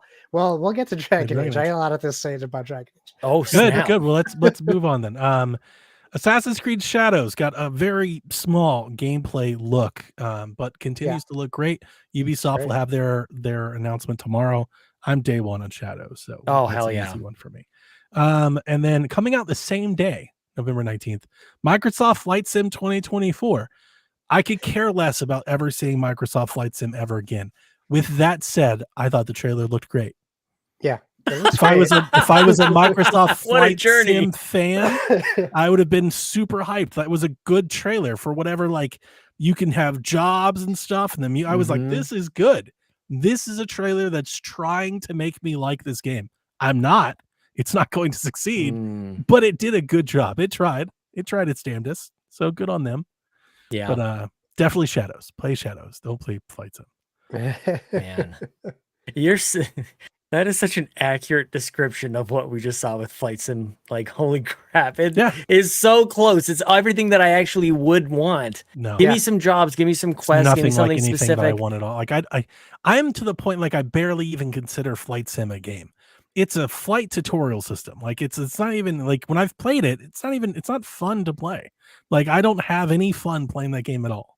But I know there's somebody out there that loves fucking rolling his barometrics over the horizon and just lining up his levels. Like that's not me. You didn't get it to do fly the ornithopter? You didn't Could get that DLC? care less. But it was a good trailer. And for those people that hate me talking about it, I'm happy for you. I'm happy because the game looks good and I wish you all the best. Just like Monster Hunter fans, I wish you all the best. I won't be there. It needs a fun Switch. But it looks cool. It's just not fun. Turn on the fun. They need a fun mode. Yeah, it that's makes what I'm saying. landing easy. It makes it fun. Yeah, they need a fun mode. Put a fun mode in it. Yeah, they put in Red Bull Racing. Until then, it's like job training. It's like off hours flight training. I think you're right, but I don't know if you're right. I believe from what I've played, I think you're correct about this. What I would love from Flight Sim is sort of like what they've done with Forza Motorsport, where it is a sim, Like that is a pretty hardcore game, but like idiots like me can play it. But you can, You know? yeah, I can play it, and I don't have to worry about Like that. I It's can yeah, hit I'm the gonna gas choose and the I go level forward. 3 engine instead of the 2. Exactly. Like, it makes Yeah. sense. Yeah. Yeah, I'm just too dumb for it. Maybe that's fine. That's just a respectable response. Yeah. Moving on. Dragon Age: The Veil Guard got a trailer where we meet your team of 7 companions, each with their own rich story to discover and shape. Together, you become the Veil Guard. We met Harding the Scout, Nev the Detective, Emmerich the Necromancer, Tash the Dragon Hunter, Davrin the Warden, Balara the Veil Jumper, and Lucanus the Mage Killer. Whoa. I didn't like this trailer. Like, this was maybe the honestly, this might be the worst possible way I could have expected you to introduce me to Dragon Age. Well, good news, Donnie. This is the 5th time they've tried to introduce you to Dragon Age. Like, I was like, this was not it for me at all. It was almost like it was almost in presentation, right? Obviously, completely different game. We know that. I've played Dragon Age before. In presentation, almost came off like a hero shooter or something. It's like the trailer is just like splash characters. I was like, wait a minute, this is Dragon. What the fuck are we doing right now? Yeah. Yeah, Like, we why had aren't we someone showing in, like a squad, like running like our RPG stuff? Like, why are we doing this? That honestly, that alone just threw me out. Like, I was just, Someone I in chat even nailed it. rewatched it to confirm those feelings, and even Yeah. on the second time, I was like, I hate this. Maker of Chaos in chat nailed it. They're trying to capitalize off the D&D movie, and that's what this trailer was. It is trying to be the silly Christopher, whatever his name is, Chris Pine, silly like buddy movie kind of thing. Which I like. I didn't hate the trailer, but we've been waiting. I'll preface this by saying it has been announced on the 11th. We're getting gameplay trailer. Okay, but Nice. this is not what I'm a big Dragon Age fan. Okay, I'll speak for Yeah, a both of group you. of Dragon. You're I'll both speak here. for a group of us. This is not We'll what we see. were waiting for. I'm not speaking for Sean, but a group of people. There's probably at least how many people make a Dozens. group? 4. Dozens of There's them. probably at least Dozens of 4 us. other people who agree with me that we were waiting for gameplay. Like we were waiting. We've been waiting for gameplay. This game been in development this long. Yeah. Even a screenshot of gameplay we've been waiting for. I've been waiting for. I can't express my. I can't even tell you how upset I was when I saw. Like, I like the trailer. The trailer's fun. I do appreciate like the Veil Jumper looks super cool. There's a lot of fun stuff going on there, but my expectation was gameplay to some degree. Even like gameplay, like how kind of like a game we're going to talk about later had like Gameplay potentially gameplay, in maybe engine, not, but captured in engine. right. We didn't but even get. We got cinematic. nothing. Yeah, we got nothing. You know, and the last time we saw Dragon like Age, we CG. got a developer's diary. Like, come on, what? Concord what? had more What are you gameplay developing? than this Dragon Age trailer did. So on June 11th, when we see gameplay, I will be happy to talk more about it. I'm just so worried about this game. I'm so worried about what they have done to my Mass Effect that they might do that to my Dragon Age. And I do not want that to happen because I'm just so upset about Mass Effect Andromeda still. Wow. So that's deep. I don't want this to be my Crystal Skull for Dragon Age. I don't want this to be that. So school me as the person that's not that into Dragon Age. You don't get to play as these characters, right? These are the characters that make up. No, I mean you do. You'll have them in your party. You can still be in your party, but like you will have your own character. Yeah, you're the character they show at the end who has the purple. I just wanted to make sure. I was following along. I'll let Sean. Hold on. I feel like my Kanye moment for Taylor Swift. I'll let you talk. Not at all. No, I think it's tough to argue with everything you said. I think I've been so thirsty for something Dragon Age. My worry this entire time is just that is it ever going to get done? And your worries are a little bit more grounded in play like what it should be. I'm just happy that it's there.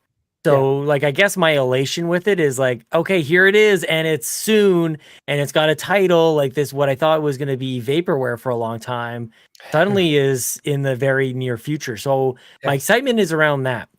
I don't need necessarily I'm not really looking for gameplay. This is actually kind of like with Diablo with you as well. Like it with me and you coming at it from different perspectives. I alluded to this a little bit earlier. What I need to see is like, what's going on? What's the problem? How is the world coming to an end? Yes, that's the thing. And then also the sort of like branching storylines, the choices that you can make, and the replayability and the different experiences that I will have from somebody else. If I'm really breaking it down through a critical lens, that's the issue that I had with the trailer, is that it was, here are all these characters. I'm like, I don't know what's happening. I Yeah, don't what does it mean? Like what why? Right. The dragons themselves, like the archdemons, like is that what we're dealing with here? Like is it back? Are we going back to Origins? What callbacks will we see from the first 3 games, Inquisition, the sequel, and then Origins? Like I fell in love with Dragon Age Origins Origins, not oranges. Origins, because the start of the game was completely different depending on who you chose as your character. Yeah. That is bonkers to me, that you and I could have the first like 3, 4, 5 hours of the game could be totally different if I chose a mage and you picked a city elf. Like Cyberpunk. That is, I love that. And the way that the other characters would treat you depending on like who you are. That's what made me fall in love with this series. So like if I'm really looking at it from a critical lens, yeah, we might get gameplay on the 11th, but even that is not actually what I'm looking for. I'm looking for story. I'm looking for top tier writing for a developer like BioWare to give us a game that we can't get anywhere else. That's a high bar, I know, but the last one that Dragon Age was Game of the Year. Well, let me counterpoint. Inquisition, yeah. Let me counterpoint the Diablo comparison. Diablo is gonna Diablo, right? It's not changed. The gameplay has never changed. Dragon Age does not have that history. They've changed their gameplay 3 times. That's true. Arguably, one of those times was for the worse, in my opinion. Dragon Age 2 is I just played no matter game. what. I played all 3, and for better or for worse, and it was just adapted. The characters, I totally. Couldn't get over I want to go back to make a clarification. Maker of Chaos, he said you can play as the other characters too and swap between them. He said at least you could in the previous one. The reason I brought it up is on the game's Xbox page, they said we met in the trailer. You meet Giada. It's the character we saw in the trailer today. I think it's her name. It says one of the game's 4 companions. As an envoy, you make up and you meet with the other folks. So I was on the impression, I was like, I don't know if that's the same, right? I mean, you create a character in the Dragon Age game, so I mean, I believe you can swap I'm characters. reading from Avowed. That's what I was just saying. Oh, thank you. Well, say it, Sean. I did say it. I said it. Roll the tape. So you can control characters in combat. Scratch that. I was here reading it and I'm like, that's not right. No, in Dragon Age you can change characters who you're controlling. So any of these 8 people, you can take 4 of them out. A main character. Yeah, you're usually like a hero of some sort. Yeah. Okay. I played. The only Dragon Age I ever played was Inquisition. I played less than 5. You would hate it. I was not a fan. I was not a fan. Yeah, this is not a game for you. It was my my lasting memory. I was like, this is Game of the Year. So, but it was, and are you surprised that it's coming? Because I'm not. I'm surprised it's coming so soon. I told you all year it was, buddy. I know, but listen, track record. BioWare is not BioWare anymore. That's so fair. that also makes me worry about the writing a little bit. I want Sean. I want to be on that. I want to be with take you the on plunge, that.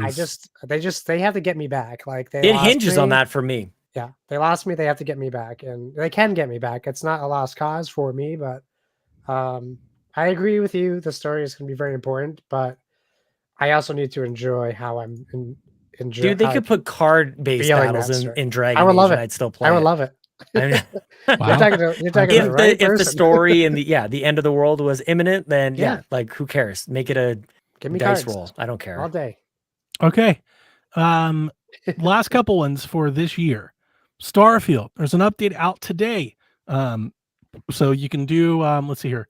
You mean Dead Space 4, first right? DLC quest with the introduction of the Trackers Alliance, the new bounty hunting features, improvements to melee weapons. That's in their June update. Sean, have maps arrived yet? Maps are here. Maps. We have maps now. We got maps. The Shattered Space expansion comes later this year. So that's another 2024 something you can play. That's Starfield. And then we had a nice, good trailer for Indiana Jones and the Great Circle, which again is coming to Game Pass sometime. They've yet to put a date on this game at all. Christmas that, Day. That gives me some concern, actually. I would have felt like if you were going to put a date on Indiana Jones, you would have put it on today. Like, why not? Gamescom. Why wait to Gamescom? Just to I think they're still. I think Experiments. I don't know. I have no idea what they're doing over there, but a guess that I have is that they're still looking at the calendar, going like, "What is the right place for all of this stuff? When do you want Indy to show up versus Avowed? You know, like there's not a lot of time left, and so you need some of these games to breathe a little bit. And not that Avowed is the same game as Indiana Jones, but yeah, like, I don't it's know a if crowded back half of the year. Waiting here. doesn't give you more time. Well, you can always delay. I think Avowed you can push. I think Indiana Jones, for whatever reason, I think you kind of need that this holiday. I think the 1-2 punch of So I'm Indiana wondering Jones and if- Call of Duty is pretty good. I am not going to be surprised. I think Indiana might get pushed to like January, February. Yeah, I could totally see I'm that. not hating any pushes at this point. And No, I think that's the point neither of am the, I. I'm just like they're hesitant to put a date on it. The idea the whole time, like reporting, was that it was always going to be like later, like, and I'm just wondering, like, December could become January real quick. You know, December, Sure. like December, January, February. Where would like, you it's put all it? at the same time? If it can't make Black Friday, like if it can't be out in front of Black Friday, I would probably put it like late January. yeah. I mean, I don't think it Assassin's does you Creed night like on the 19th. I don't Like, think it does a whole lot of good putting Indiana Jones out like December 15th. Like the people are busy, they're going on things, like they're taking on, you know, like I don't know. I that might be old school. I still don't like. I wouldn't want to launch my game like right before Christmas. I don't know how much people are paying attention to games like. is globally, August but- too early at this point? Like if they had an announcement in the next couple of weeks and said, by the way, it's late August, is that weird? Like if they dated it then, or if they released Yeah. it. Then? No, Okay, like they nothing. release it then. Like I love the way that you've laid I'm out just these assuming notes. I'm assuming I don't think it's in the cards for something that early, or I think it'd be dated by now. I'm just looking for some like open space, really. Yeah, because, no, like, I honestly you have I think things, it's between Avowed and the end of the year is the window for Indiana. Now to be Right. clear, Indiana Jones, Doom was we haven't even talked about Doom yet. Oh, Indiana Jones spoilers. to this point is still PC and Xbox only. Console exclusive. Yeah. Wondering if that has anything to do with it. Maybe they're thinking about changing that, and maybe that's why they're holding the date. That could be a part of it as well. I don't know. yeah, I I don't think know. it's the calendar is stacked, and people Tom Warren don't was think of it suggesting that it way. was his original Why? layout had it in early December. Like it was supposed to be in early December. It was going to miss Yeah. Black Friday and be in early December. I know more games have started to do that. I don't necessarily like if I had a big game, maybe Indiana Jones doesn't matter because it's got a franchise and IP people care about and they're going to pay attention to. But if I was launching a game, I just wouldn't want to launch it in December. But we'll see. We'll September see. 30th, last week of September is an open space. You got Stalker 2 early September. You got Call of Duty end of October. Maybe there's a little slight opening there, but then is it that or Avowed? And like, there's another thing I think the point maybe you were making before I interrupted you. If Avowed slips, you could just put it in Avowed spot. That's what I mean. I think that Yeah. these are interlinked. I just interrupted you. connections. Yeah. I'm sorry. No, you're good. No. All good. So an hour and 20 minutes in, we've covered the first this year. So the stuff from the showcase we're playing this year, just to recap, we have a lot of service updates, a lot of DLC and expansions for ESO and Fallout and Sea of Thieves and stuff like that. But we also have Age of Mythology, Stalker 2, Call of Duty, Avowed, and hopefully Indiana Jones. That's like your 2024, unless you're like super into flight sim. I guess you could count that too. But how do you feel about this? Is the reason why I broke it down like this is I thought it'd be good to stop periodically and not allow the weight of just trailer to overwhelm our thinking. What do you think of the year this year? How are you feeling about this year right now for your Xbox and Game Pass? I love the way you have it broken out like this, Donnie, because this is how we should be thinking about it. It seems like we're going to be busy over the next little while. They have a lot of service games, which is not an epiphany, I understand, but like it's becoming more and more like with the inclusion of Call of Duty, and you see Fallout 76 and you see Diablo, I'm starting to wonder, do they need to start putting some DLC or expansions into Game Pass? Because like the majority of the 2024 lineup is asking Game Pass folks to pony up more money for expansions. Like half of the games for this year that you're playing aren't on Game Pass. You have to pay for these. These are expansions that you have to buy. Is that surprising? It's not like surprising. It's just like there's more of it than like it's Sure. starting. I feel like there's becoming more like so I guess the point I'm trying to make is if you're a Game Pass subscriber, you're potentially missing out because there's not a game. Like you're a Game Pass subscriber, you pay for the service to get all the stuff, but you're not getting all the stuff. And actually in 2024, you're getting like half the stuff. No, Like you're maybe not even getting most. Game of the Pass stuff. gets you into the stadium, but then you're going to buy shirts and Like if you wanted to food play and- all the Xbox things, you've got to buy, either Fallout or ESO or Diablo or like you throw in, like it's a lot. it's a model that's as old as time itself. This is maybe it's been sold in that way and we've sort of digested it in that way that you just all you need is Game Pass, but that's not it. I think that is your point. Suddenly it's becoming very apparent that if everybody's saying Game Pass isn't quantity. sustainable, it's because there's The other that's point not I'm the only actually place you're spending making money.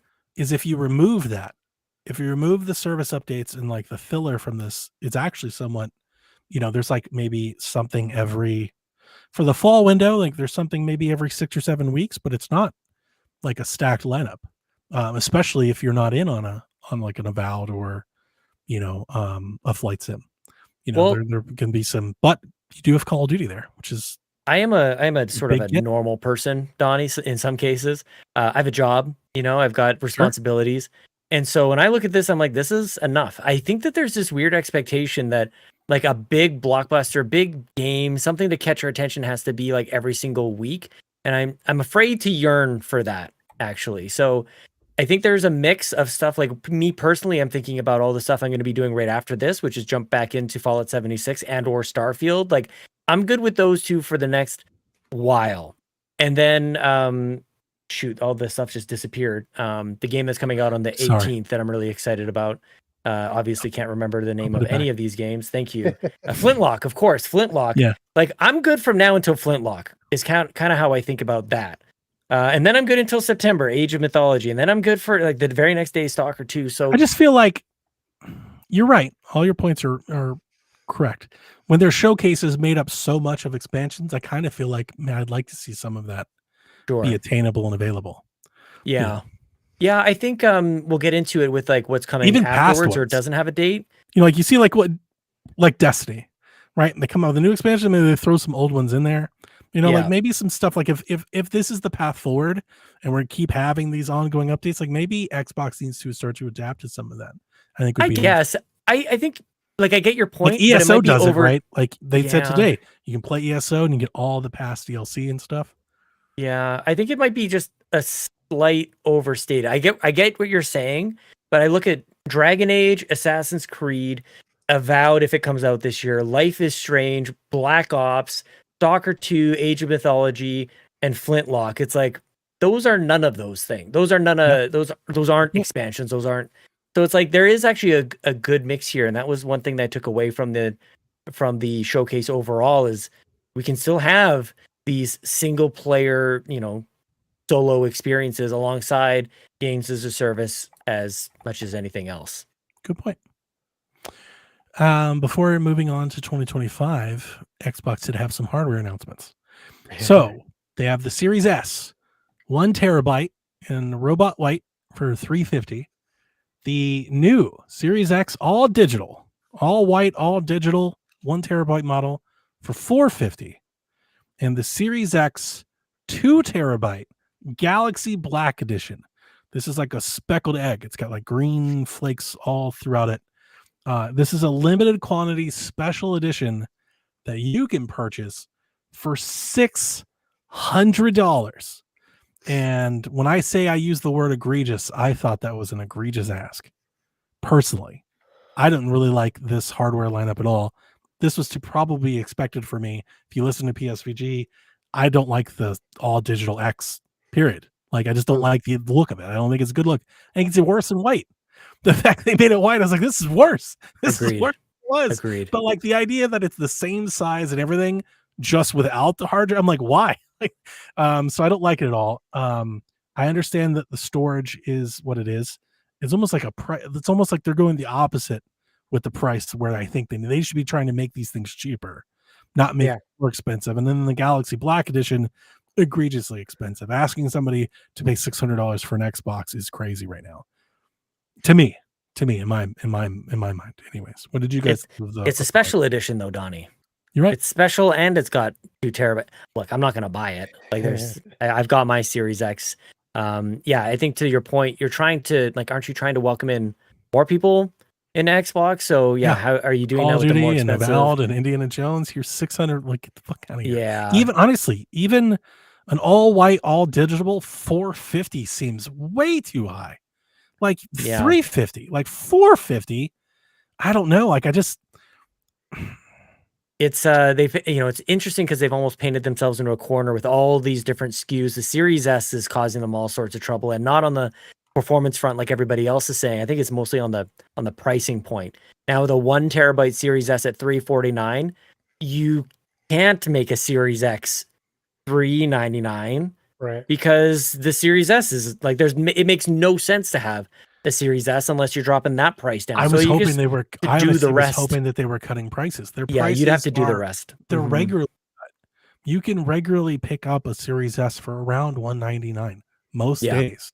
That's like for a 512. That's the US kind of going rate, and storage is super cheap.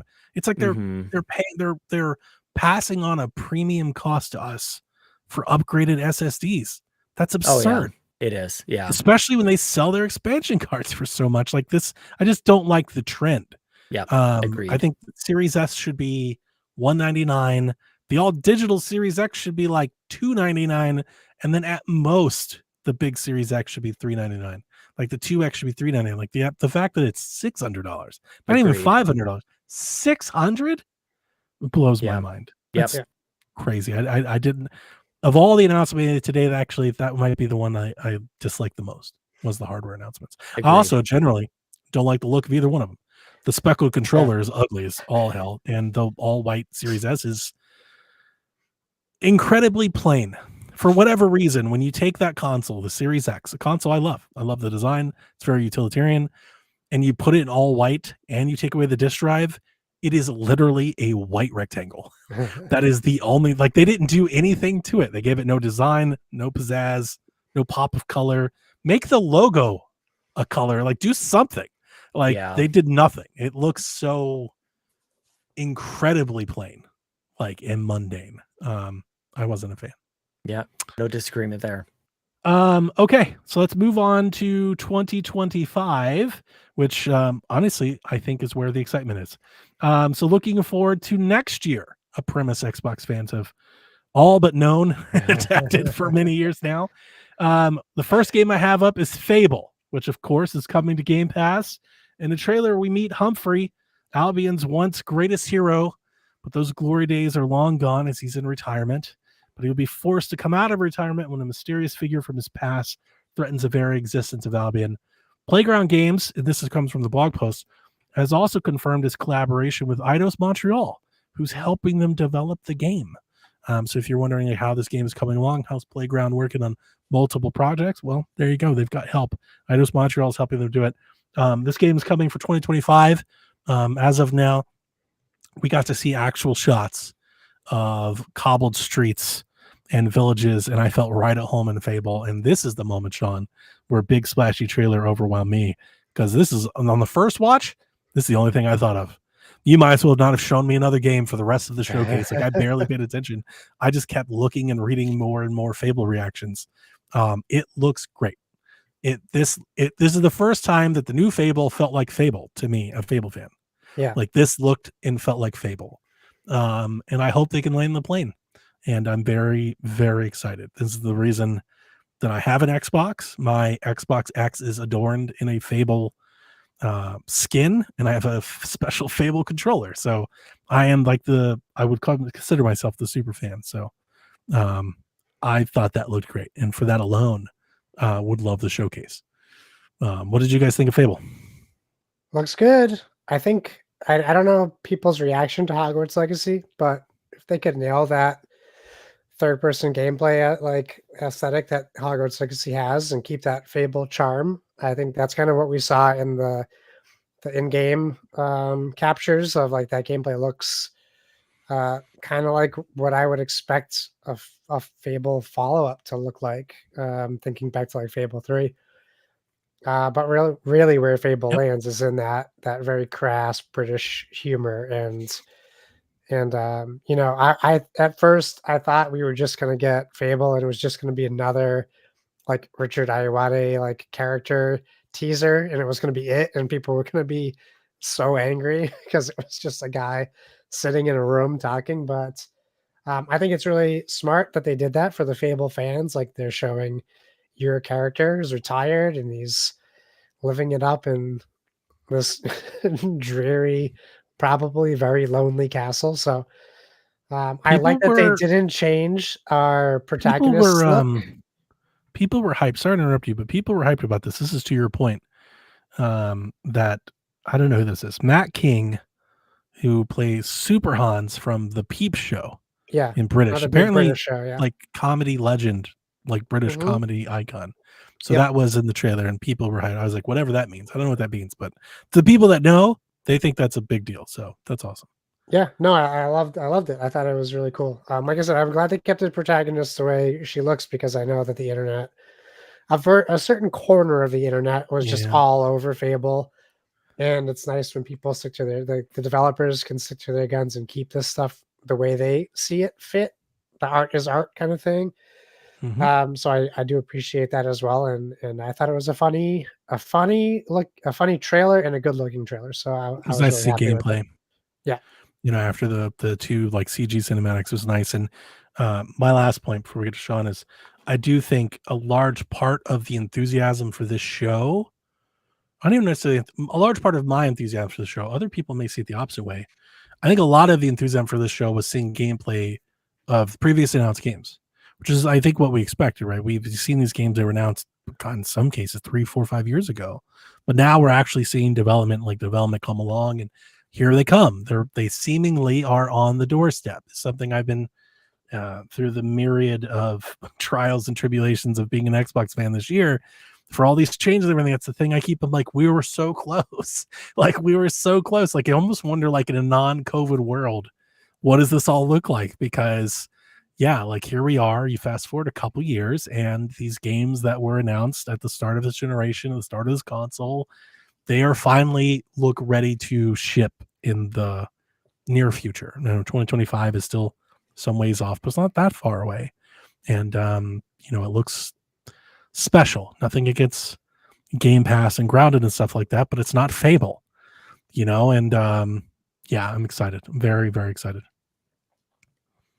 This was the comic relief, this part. You know, Yeah. a series of very intense trailers and games and themes, and it's like Fable gets to be this thing that gets to be a little whimsical. Both in its when it eventually lands, and we get to have something that's actually a little bit of fun, but then also at the time that we spent with the showcase here, it's like this is not all the things have to be dark and dreary and intense and everything. Yeah. You can have a little bit of non-serious. I want it to be their moments. sense of adventure. Yes, Like go find a world, go explore, go make it, like go do your thing, you know, like definitely. that's what I want from Fable. Yeah, it didn't seem like it was like, I know it's remaking a game or a series that has already existed, but at the exact same time, it seems like it's venturing off on its own path. 100%. Yeah, it's right? not Like gonna be the same. I think you and I, Donnie, on maybe one of our recent episodes of Sweet Hangs, I was just like, show me something new. Like I'm desperate for like new ideas and imagination and curiosity and like being bold. Don't like take a risk. This is risky, but with the security of the Fable namesake and sort of the framework that you've come to expect, and it'll bring people like me along. I never played the Fable games. I don't really know what to expect other than what we've shown. And you put it so well, man. I look at this and how far it's come, and I just remember the first time we saw, you know, the JPEG logo reveal. Yeah. That's all we got. And it's like, man, we've been, I mean, maybe part of it's just you and I have been like, and Josh too, like we've all been doing this for so long, like entire game development cycles. It honestly feels like they got together in a room and they were like, we want to make a Fable. And they're like, great, let's announce it today. Totally. Yeah. You know, it's like they had nothing to announce, and it was their position.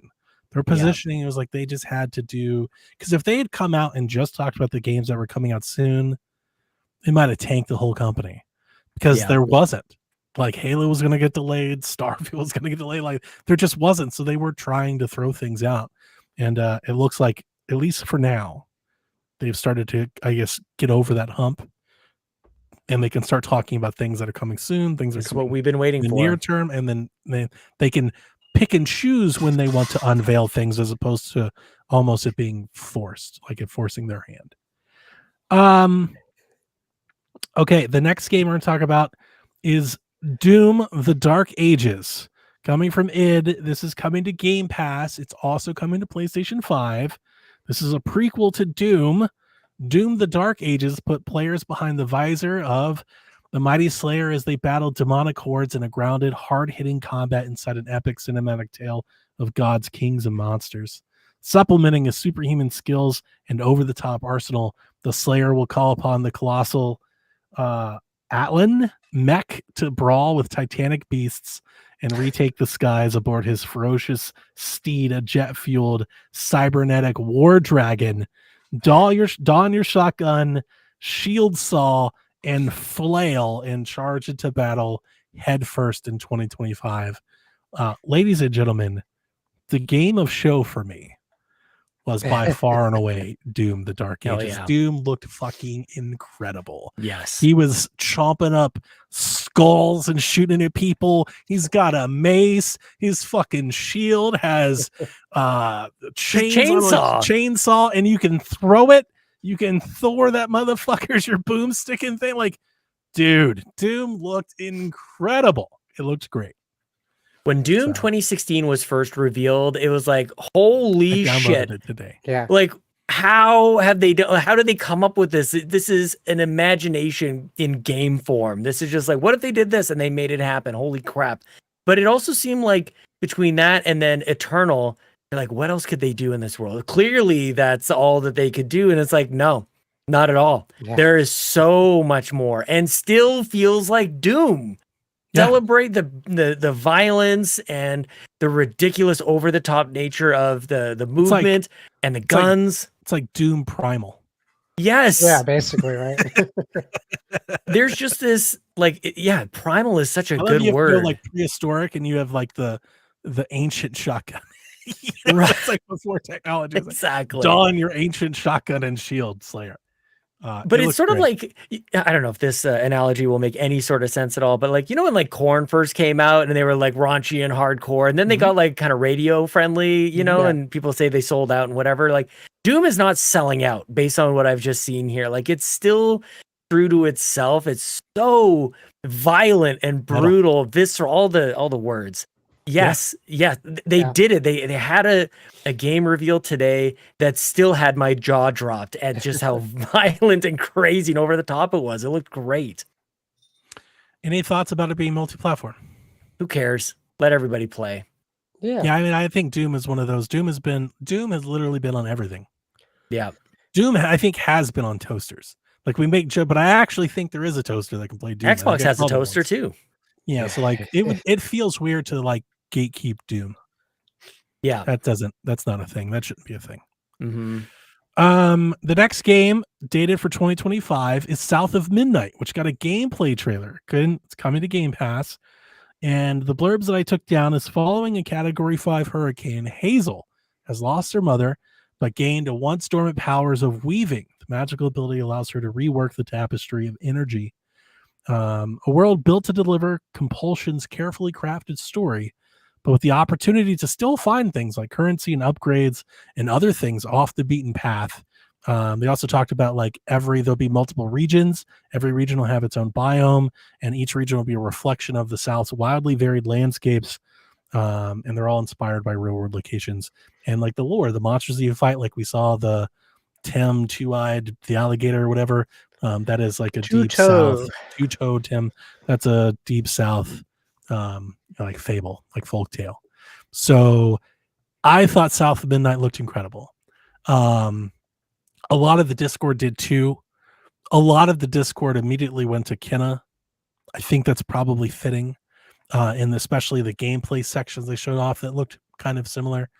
I would say that I thought the production, I just really like the style, maybe even more. The style in the world when Hazel's running around was really catching. Yeah.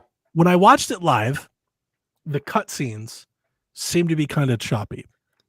When I watched it afterwards, it was better, but it's still there. It has this almost stop motion look to it, and I'm wondering Yeah. if it's intentional. Yeah, it definitely is intentional. It's intentional, like that's the way it's going to be, or do you think yeah. it gets cleaned up? Oh, I think if you're talking about the combat wise, then no, I don't think that is No. I'm intentional. just the cutscenes, The like animation? the voiceover, the Animation animation, like it kind of has like 100% this stop stop motion look. motion. Yeah. Yeah, it's kind of like, did you play Lost in Random that came out last year, Yeah. 2 years Yeah. ago? Very Good call. like Good they're pull. trying to get that Coraline Yeah. Nightmare Before Christmas vibe, which I really Yeah. dig. I think that's really cool. And I loved this trailer. I was interested in this game when they showed it last year, just like a snippet, a little teaser. But Mhm. like even when you were reading like how it has like off the beaten path stuff, you could even see one of those off the beaten path things in the trailer. She runs right past it. It's on the right side, and I'm like, oh, yeah, I would have stopped. Gotta I turn would have back. stopped and went right there. Sorry. It looks great. I really think the combat was fun looking. I really like the traversal, and like you could see when she's traversing in the air, like I was like, well, how are you gonna know when to do that? But you could see that there were birds like flying as well while she was doing it. So it's I did kind of not like notice that. telling Interesting. you that you can do that as well. So I think I saw a lot of really like neat and like interesting gameplay elements that we haven't seen in games for a little bit. Maybe even what like Forsaken was trying to do. So I hope it has a better like takeoff than that. But from what we saw, combat looks like fluid, and It's a significant leg up from anything Compulsion's ever done. yeah, it Oh, looks no great. doubt.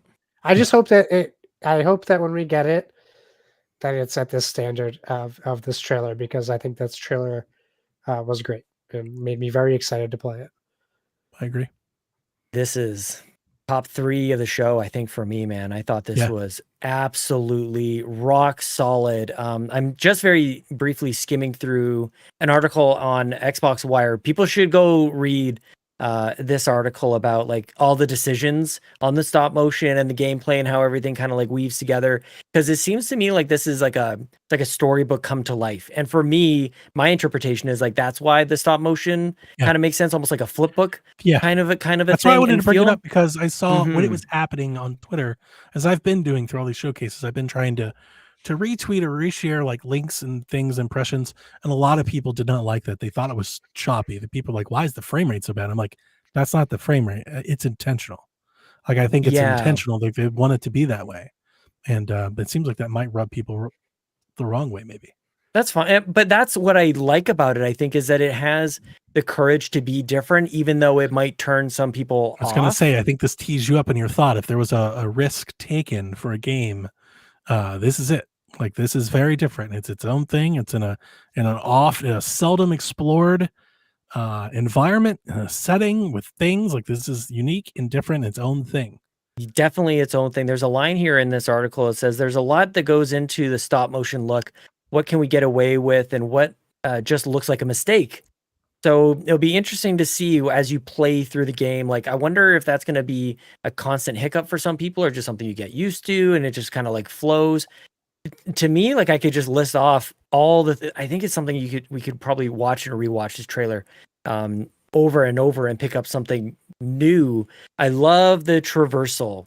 That is one of the first things that I, aside from just the overall aesthetic to it, was the jump and the dash and then a glide. Like it just very like one thing rolled into the next, and then just as I was coming to appreciate the traversal, we jump into a little boss battle. It's like, okay, we've got like these combat scenarios, and then the result of that was all this darkness and death and decay fading away, and life and was flourishing sort of like in its place alongside all these very interesting, larger than life characters, as catfish that talks to you, and a gator with a landscape on its back. It's like, how much is there here to digest and to to get to be comfortable with. I want to play this as soon as possible. And then there's maybe a story on top of all this stuff. Like, this is one of the most densely packed couple of moments within the showcase, which is why it's such a highlight for me, because there's so much going on here and they don't even have to say anything. They just show it to you and it's like, okay, I'm in.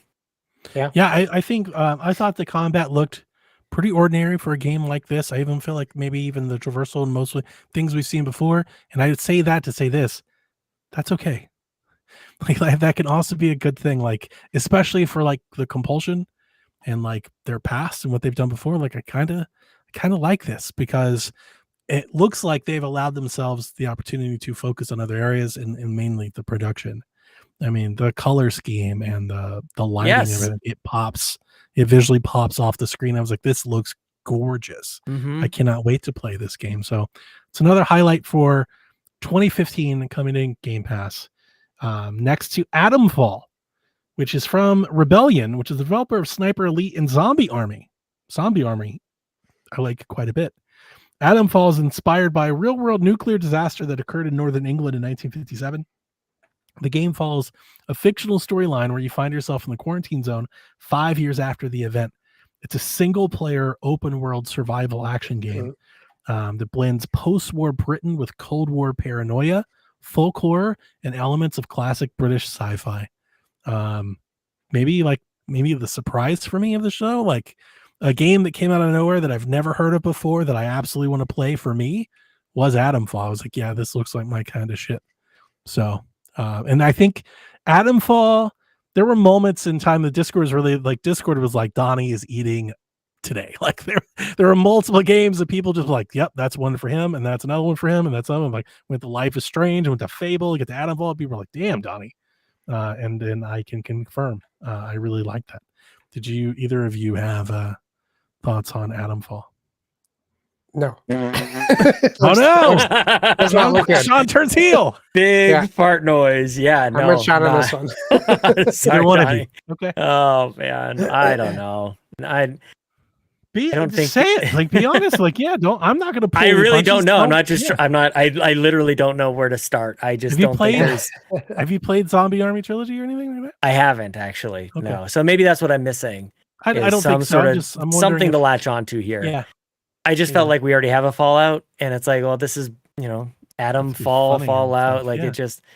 I think that's probably the basis of my apathy for it. The funny thing to point out, the listeners should know by now, but if they don't, I don't Fallout at all. So I probably didn't carry any of that in here at all. I don't play Fallout and don't care to. So did you like that? What was that Russian game? Atomic Heart? Metro? Yeah. It was? No, not Atomic. Oh, no, I thought you were talking about year? another one. I didn't play Atomic Heart. Sean, what was that other one that we played though? We played. I don't think. Remember, you sent me the code for it. I really wanted to play it, and I did play it, and I liked it a lot. So there was a first-person game that came out last year. It was Russian. It was like Bioshocky, futuristic. I think it was Atomic Heart, right? Yes. Oh yeah, I never played that one. It was not good. Right. Well, I didn't. I don't want to say it wasn't good. I didn't like it. There's another. This is what kind it of felt like. Stalker Chernobyl. I think it was Chernobyl. What was it called? Chernobyl? It wasn't Chernobyl. It was in like. I think I did send you a Chernobyl not game. Not the future. It was in. Oh, you're talking about what Sean sent you. Yeah. Chernobyl Light? Oh, Chernobyl Light. I did play it and I liked it a lot. And that is actually probably a good comp. Yeah. I mean, good for you. Game. I'm happy for you, Donnie. I'm just saying. Hey, we'll see in 2025. Like I just thought it was cool. I thought it was funny. Claire Obscure Expedition 33 is one hell of a way to name your game. I just want to say from the start. Yes, it is. This is a debut game from Sandfall Interactive, also coming to Game Pass 2025. You play as a member of the Expeditioners, who are embarking on an impossible quest to end the Paintress's cycle of death. You'll journey through a vast and beautiful fantasy world where you'll battle deadly adversaries, befriend fabled creatures, and discover traces of those who came before. Yeah. This is the very stylish RPG game, right? That had all the turn-based stuff that was happening, like kind of like the real-time animations and whatnot. Kind of a striking game for sure. Something that would make people pay attention. I don't think we've quite seen anything quite like it. Yeah. I'm talking about Sean talking about story and driving you for that. Like, this really had me right away, especially like right after that that number changed from 34 to 33, and that girl got snapped, I was like, okay, I am interested in what just happened. And then we saw that combat, which was very RPG-ish, like with I don't even know how to describe it. It was like what's the word I want to use? Not like the God of War, like basically made it famous. You press A to do this while you're doing something. Why can't I think of the word? I know you're timing your attacks. You're like action synchronizing. Button timed events. Like there's a part in the combat where Oh, it's quick like, time events. I don't quick think time events, I thank wasn't. you. That's why I Oh, wasn't sure sorry. what you're. I I didn't see quick time events in this at all, actually. Yeah, it was- So I'm not. maybe it was part of the attack, but right at the beginning of the first combat, there was like a big thing where the A was on the center of the screen and there was a ticker going. Yeah, I think it was just prompting you Just to hit part of the A attack? as the Okay. strike Yeah, was my thing happening. was it reminded So me a that's lot how of it caught my Persona, eye at first. Oh boy, I hope it's not like Persona. where like you Yeah. got the real flash to the character, and you got the commands that like laid out like in the menu. You could like press it, and then it would flash for you. Very stylish anime, and like, very different, of course. Like That's obviously, so. Now I'm funny, dude. rewatching it and I see it pop up. but I'm just for the thinking attacks. design So, wise. it looks That's kind awesome. of that's what I was thinking in my head. I was Yeah. thinking of something like that. Yeah, it looks awesome. Voice acting was really good. We saw a lot more gameplay for a game that is so far out. So it really caught my attention. I think it looks very cool. I hope it's a game I can play. I'm Thinking of the all right in on game, this right? game. I am completely in on this game, and this is one of a few that look Yeah. like we're using the 12 teraflops in the Series X. Like it Mm. looked really, really nice, very sharp, like something I hadn't really seen before. I think this is going to be an RPG, though, guys. I think I don't know Definitely. if we've got that. So just in case anybody's not really here for RPGs, I think that's what we're in for with it. But yeah, That Yeah, was me Donnie? when I was watching, and I was like, yeah, I don't really care. Yeah, yeah, that combat is no, I'm- RPG for sure. Yeah. That's why I Oh, was thinking. It's not just that's why I was thinking Persona, but like I just pulled up a screenshot of like all the command tags and the menus, the pop up Yeah. of the character. I'm like, that's very Persona-ish. Like that's kind of how Persona is. It's just in a fantasy land. It's like a different palette.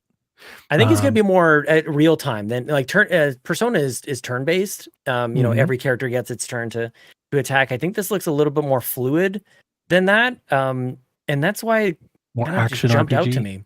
Action RPG for sure. Yeah. Yeah. So it's Maybe, interesting. Like the three of us look at it and see three different, Yeah. styles of combat, and it's like it could be this, it could be this. So maybe there's, one of us is right, or maybe none of us are right. Who knows? I might that's the be interesting thing wanting about this to be true. Because But you do I get the got Lost timed Odyssey events that I see vibes. with Josh. You see Did the you play Lost menus, and you Odyssey, got to do Donnie? the attacks. I think the party. I It mean, the has a party party. system like that. The party looks to be taking turns, but Yeah. I'm wondering if there's a timing mechanic for when each character gets to attack. But they in the trailer, at least I'm looking, they appear to be taking turns. They're not like attacking together. It doesn't look like you have free control. It's not like a Xenoblade, maybe. It's not Right. something like that. Oh, maybe Yeah. Xenoblade, yeah. Yeah. Well, it's got us talking. Oh, so I it- see what it you're has to have saying. something going on. Yeah. I see what Yeah. you mean with it. Yeah, maybe it is turn based.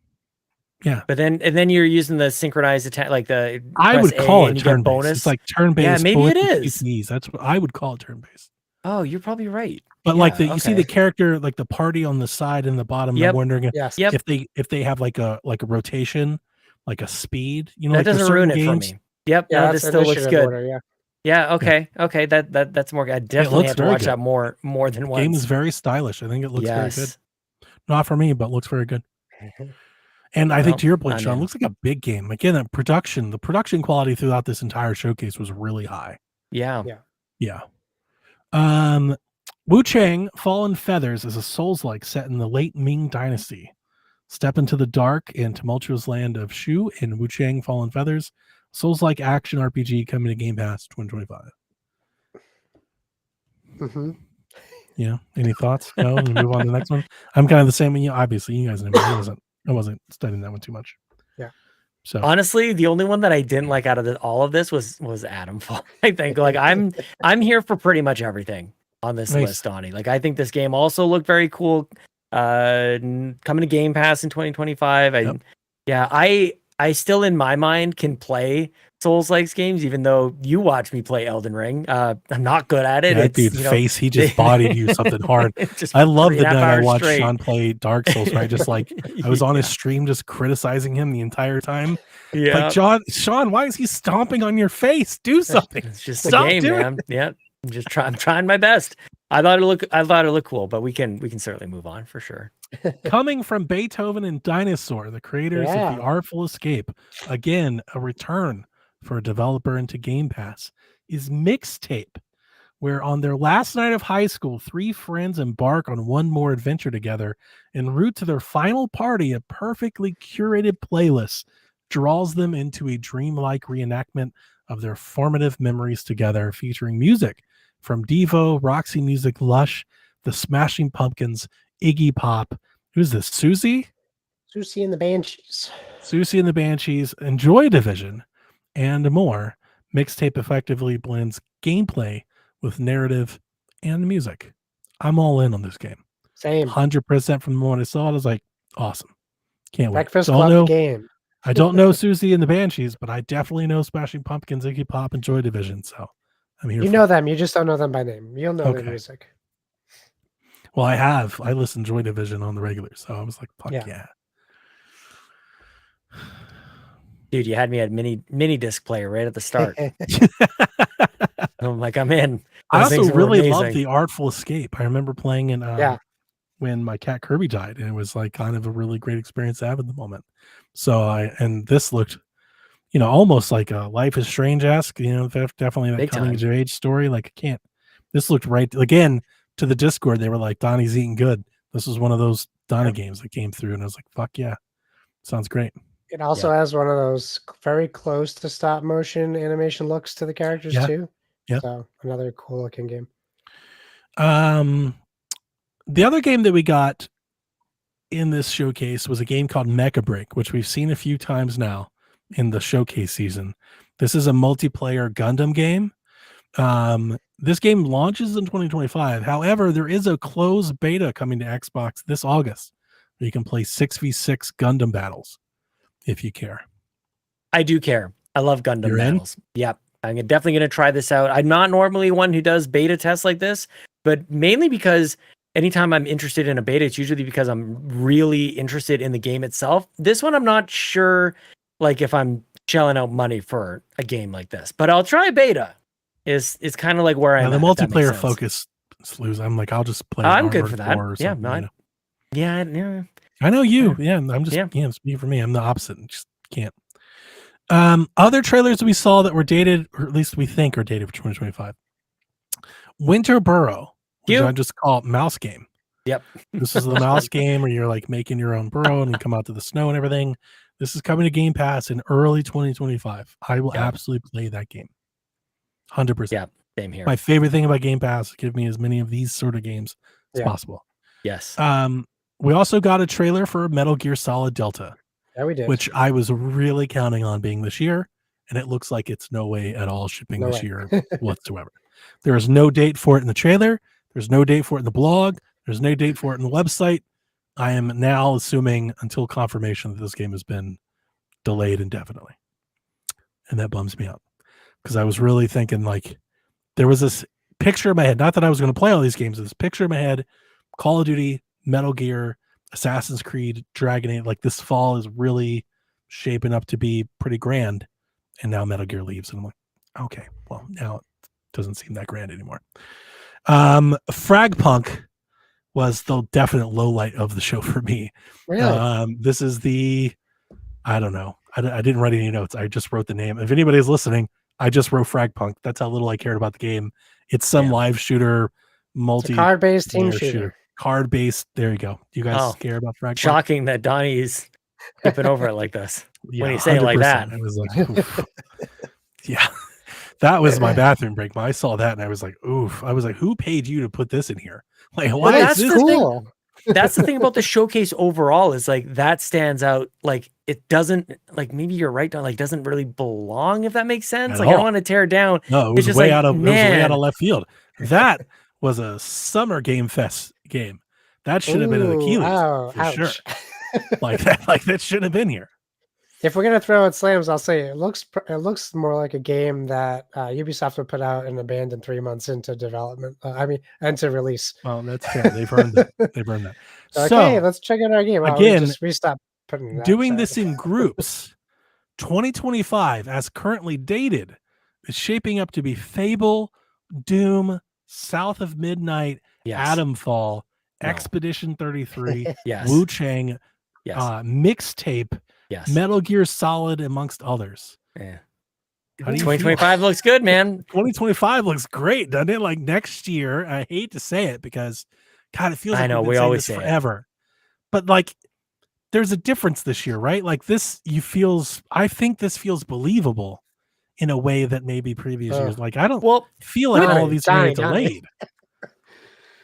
I think it discounts 2024 almost too much, which is odd because like I think you're one of the only people who are rightfully celebrating 2024 for what it is. Like everybody's been poo-pooing, oh, this isn't going to be like that interesting a year. I think this year's been great for games. If you look at the and I think totality, this year is pretty damn stuck. Pretty good. What we've gotten so far and what we're looking forward to for the rest of the year, pretty good.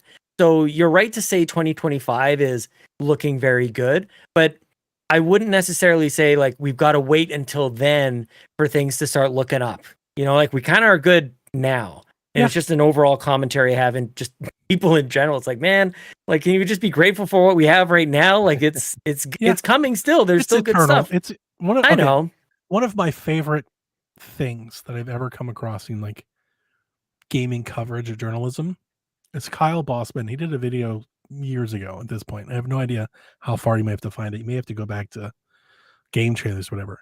He did one of his little, he does like these little segments where he'll get on a topic and talk about it for like 50 minutes.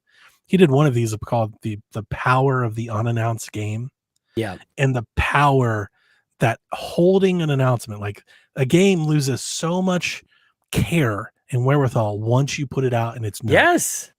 And it's one of the best commentaries in video game I think I've ever. I'm like, he's 100% right here. And it is just, it's eternal. Gamers will always look ahead. They always live in the future. They want to know what's coming down the pike. They want to uncover all the secrets and everything. And unfortunately, you're right. This year's been great and it should be celebrated as such, but next year looks better. And I think for a lot of people, they're going to look at next year and they're going to go, fuck Fable and Doom. And they're going to think that's better. Maybe.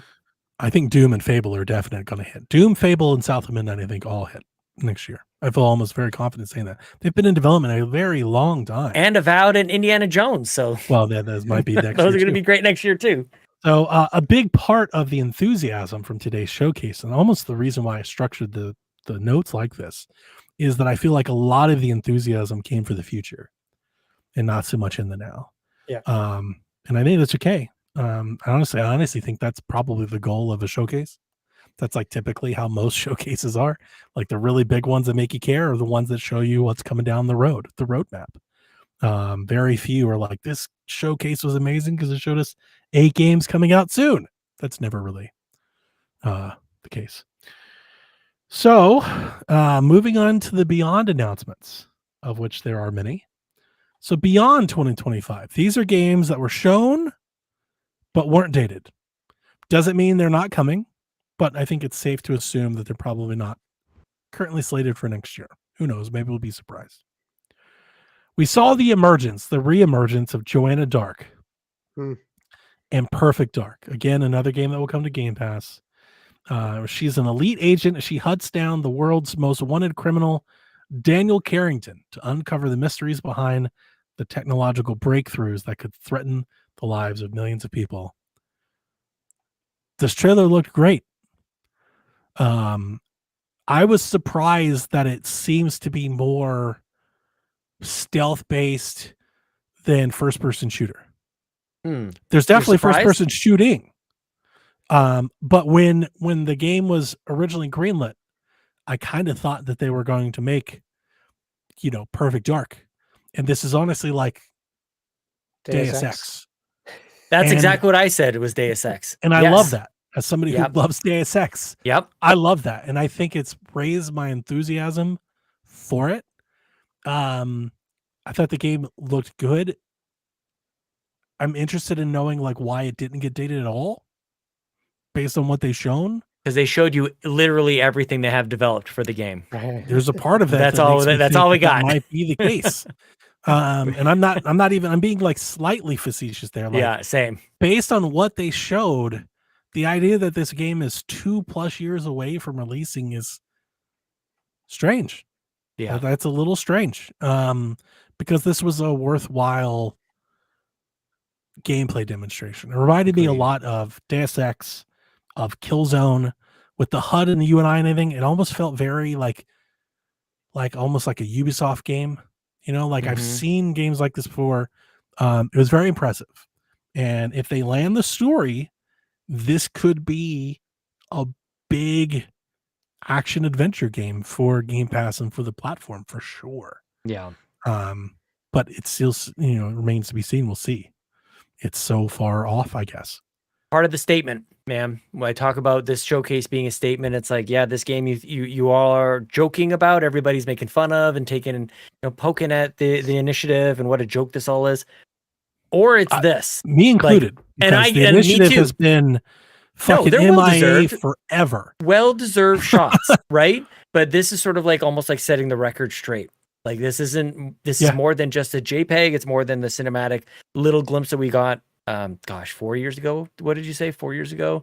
Yes. It looked good. It looked well thought And if out. this game is 2+ years more in development, it could be 6 or 7 years before we Who see cares? this game release. I mean, I kind of care.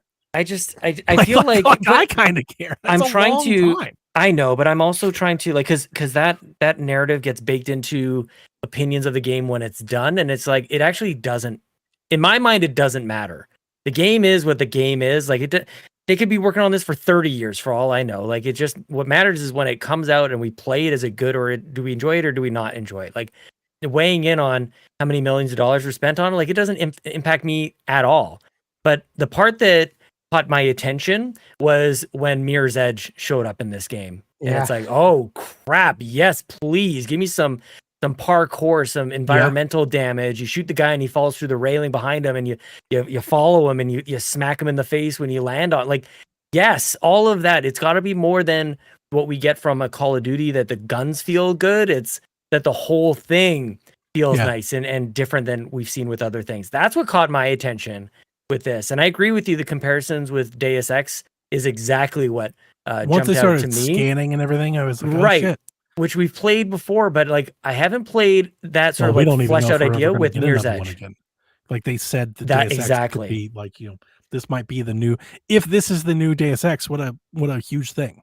Like, what if this was like the wasn't it future Deus was it Ex? Eidos Yeah. Montreal that did Deus Ex? They're Yeah. helping out with Fable, of course, but yeah, you've got Crystal Dynamics here, another previously Square Enix developer doing a Deus Ex-esque kind of game. I think that's really cool. Those comparisons are there.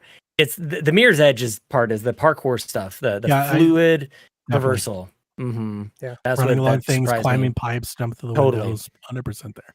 Yeah, because you want to you're playing Joanna Dark, like that's a big deal of this, and like if you're just gonna be staring down the barrel of a gun, then like who cares? But she can do this stuff. She's acrobatic. She's got more than just shooting and gadgets. Time and place. Yeah. Right. When they announced Perfect Dark coming back, I was thinking shooter, service game, multiplayer. Like I was thinking Perfect Dark. And I knew that they wanted to tell a story, but I still thought we were thinking Doom, Halo, like this was going to be, and this isn't. Like you still have shooting, but these are not the same things. But like the objective-based missions is kind of what I'm hoping comes back. I love that about GoldenEye and the original Perfect Dark. Like this is more it's like not that. just like finding the red key and getting to the elevator at the end. It's these various things you've got to wander around and find the best path and don't get caught and don't trip the alarm and all these different things.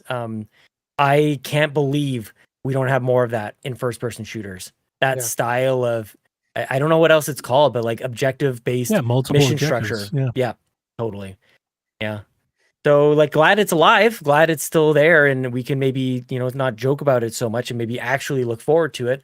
I'm not trying to dismiss people waiting for it. I want games today. I'm not trying to dismiss that at all.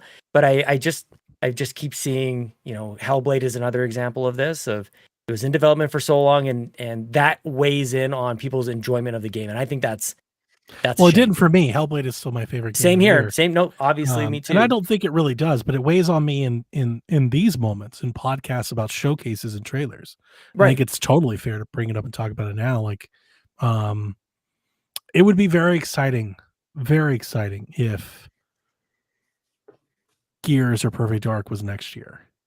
Right. You know, yeah. And I personally was kind of hoping that either one of those games are further in development.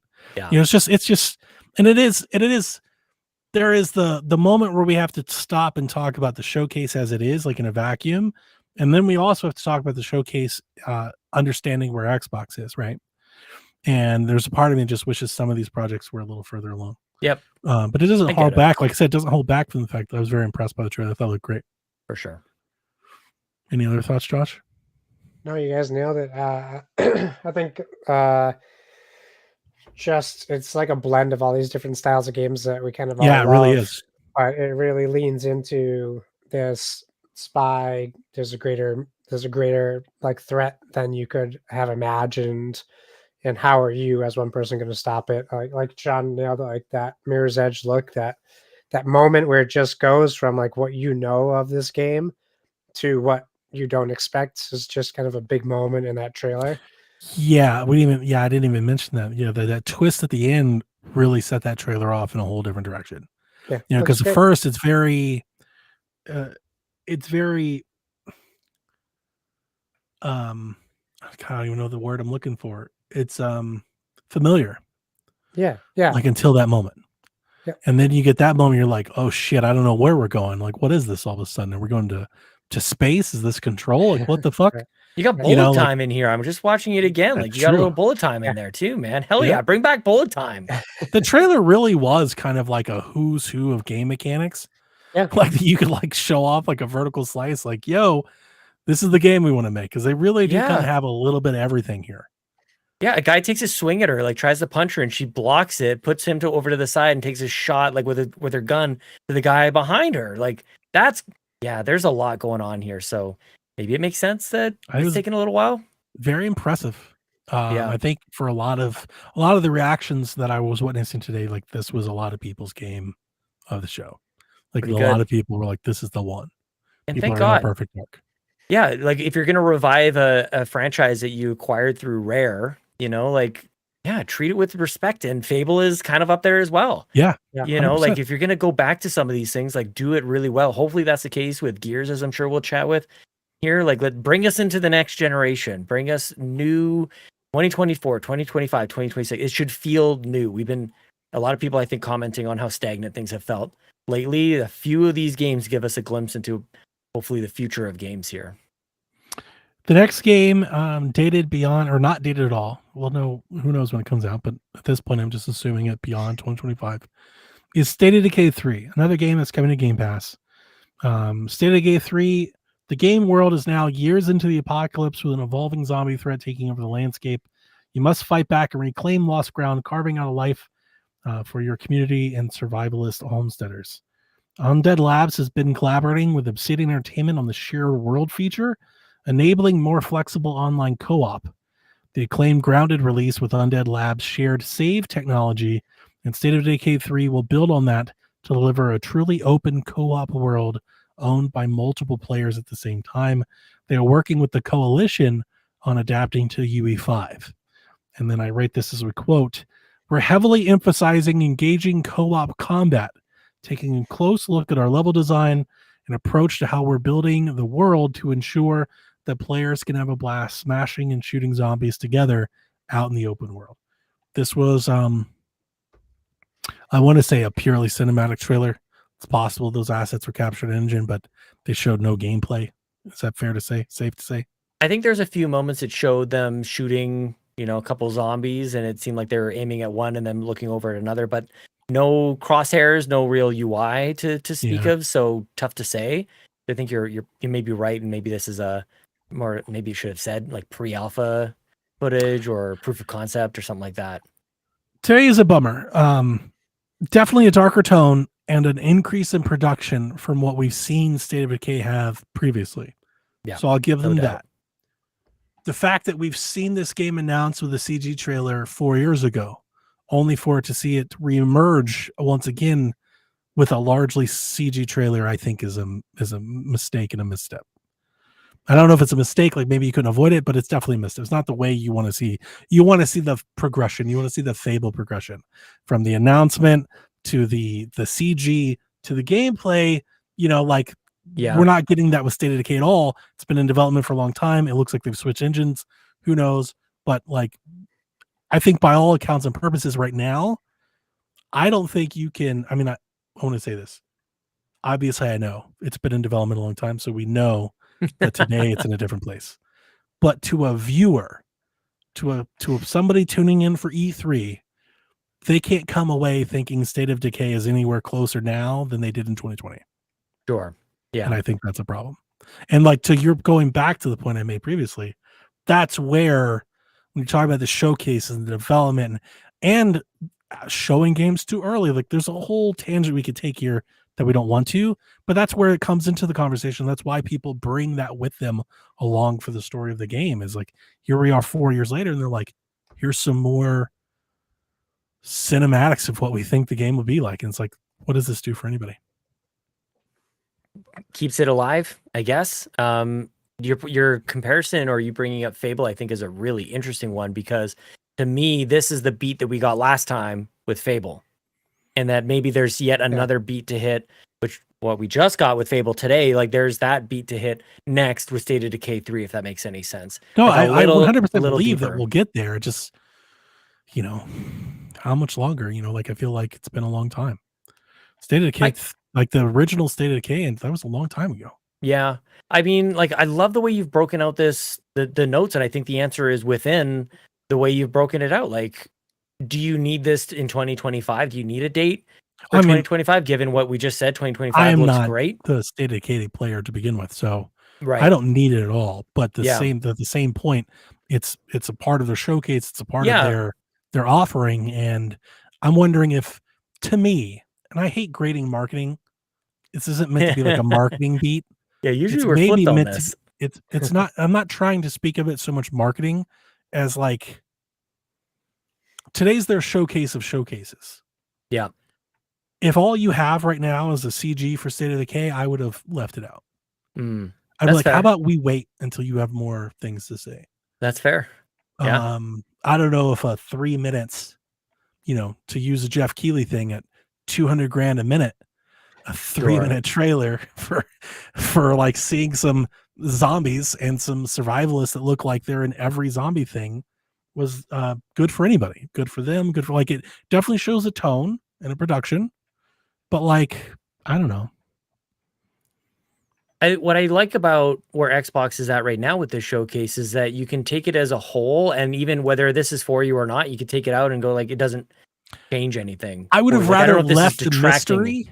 Yeah, but I am a State of Decay person. I really enjoyed State of Decay 2, and I enjoyed seeing that this is given that like that polish. It was in line with what we saw from Compulsion. I think we did. Like I think the shooting the zombies, I think that was part of the gameplay. But it wasn't clear, so that's fair. I think what we saw with Fable today, we saw bits of that the last time where we're like, was that gameplay? Like I think that's very similar with what we saw here. So it just gives a sense of, okay, there's some money behind this, and yeah, maybe that's true. Maybe it wasn't needed, but like I'm happy that this game is coming along. But I guess I'm just patient. I don't care if this is today, tomorrow, or in 2025. Thought it was good to see. I think it's going to be in 2026, 2027. Fine by me. Yeah, like I'm fine by this point, I guess is what I'm trying to say. And the history of the last couple of. So I was saving this until after we talk about the next one, but like, since we're talking about it now, let's talk about it now. I think there's a likelihood, a great chance that you have bought an Xbox and will have bought another console before this game comes out. Interesting. And you don't think that matters at all? Like, you're just, that's cool. Huh. Like, I hadn't really thought of it that way. Point you're saying. Yeah. But like, when you show games at showcases and you tempt people to buy your console, I think there comes with an expectation that you will get those. Now I understand all things happen, delays are things, and I'm not telling them to rush it out. Delay the game. I'm with you. The game takes 10 years to build if that's what it gets. But like, to act like you shouldn't talk about it or not, like we should still bring it up. I think it's still worth mentioning. No, it's like, that's this game that was you hadn't so- brought that up before. This is a You know? totally different point. This is a very good point. This is lands. 2026. No, We but could it's- be on it's a not about whole the- new console. by then. That's the point that It's like, what the lands. It's fuck, not just man? time. It's yes. Are you selling consoles on the promise of a game is going to come out and then it doesn't come out for that console? And- We're talking about something different there, and and to I'm be with clear, you.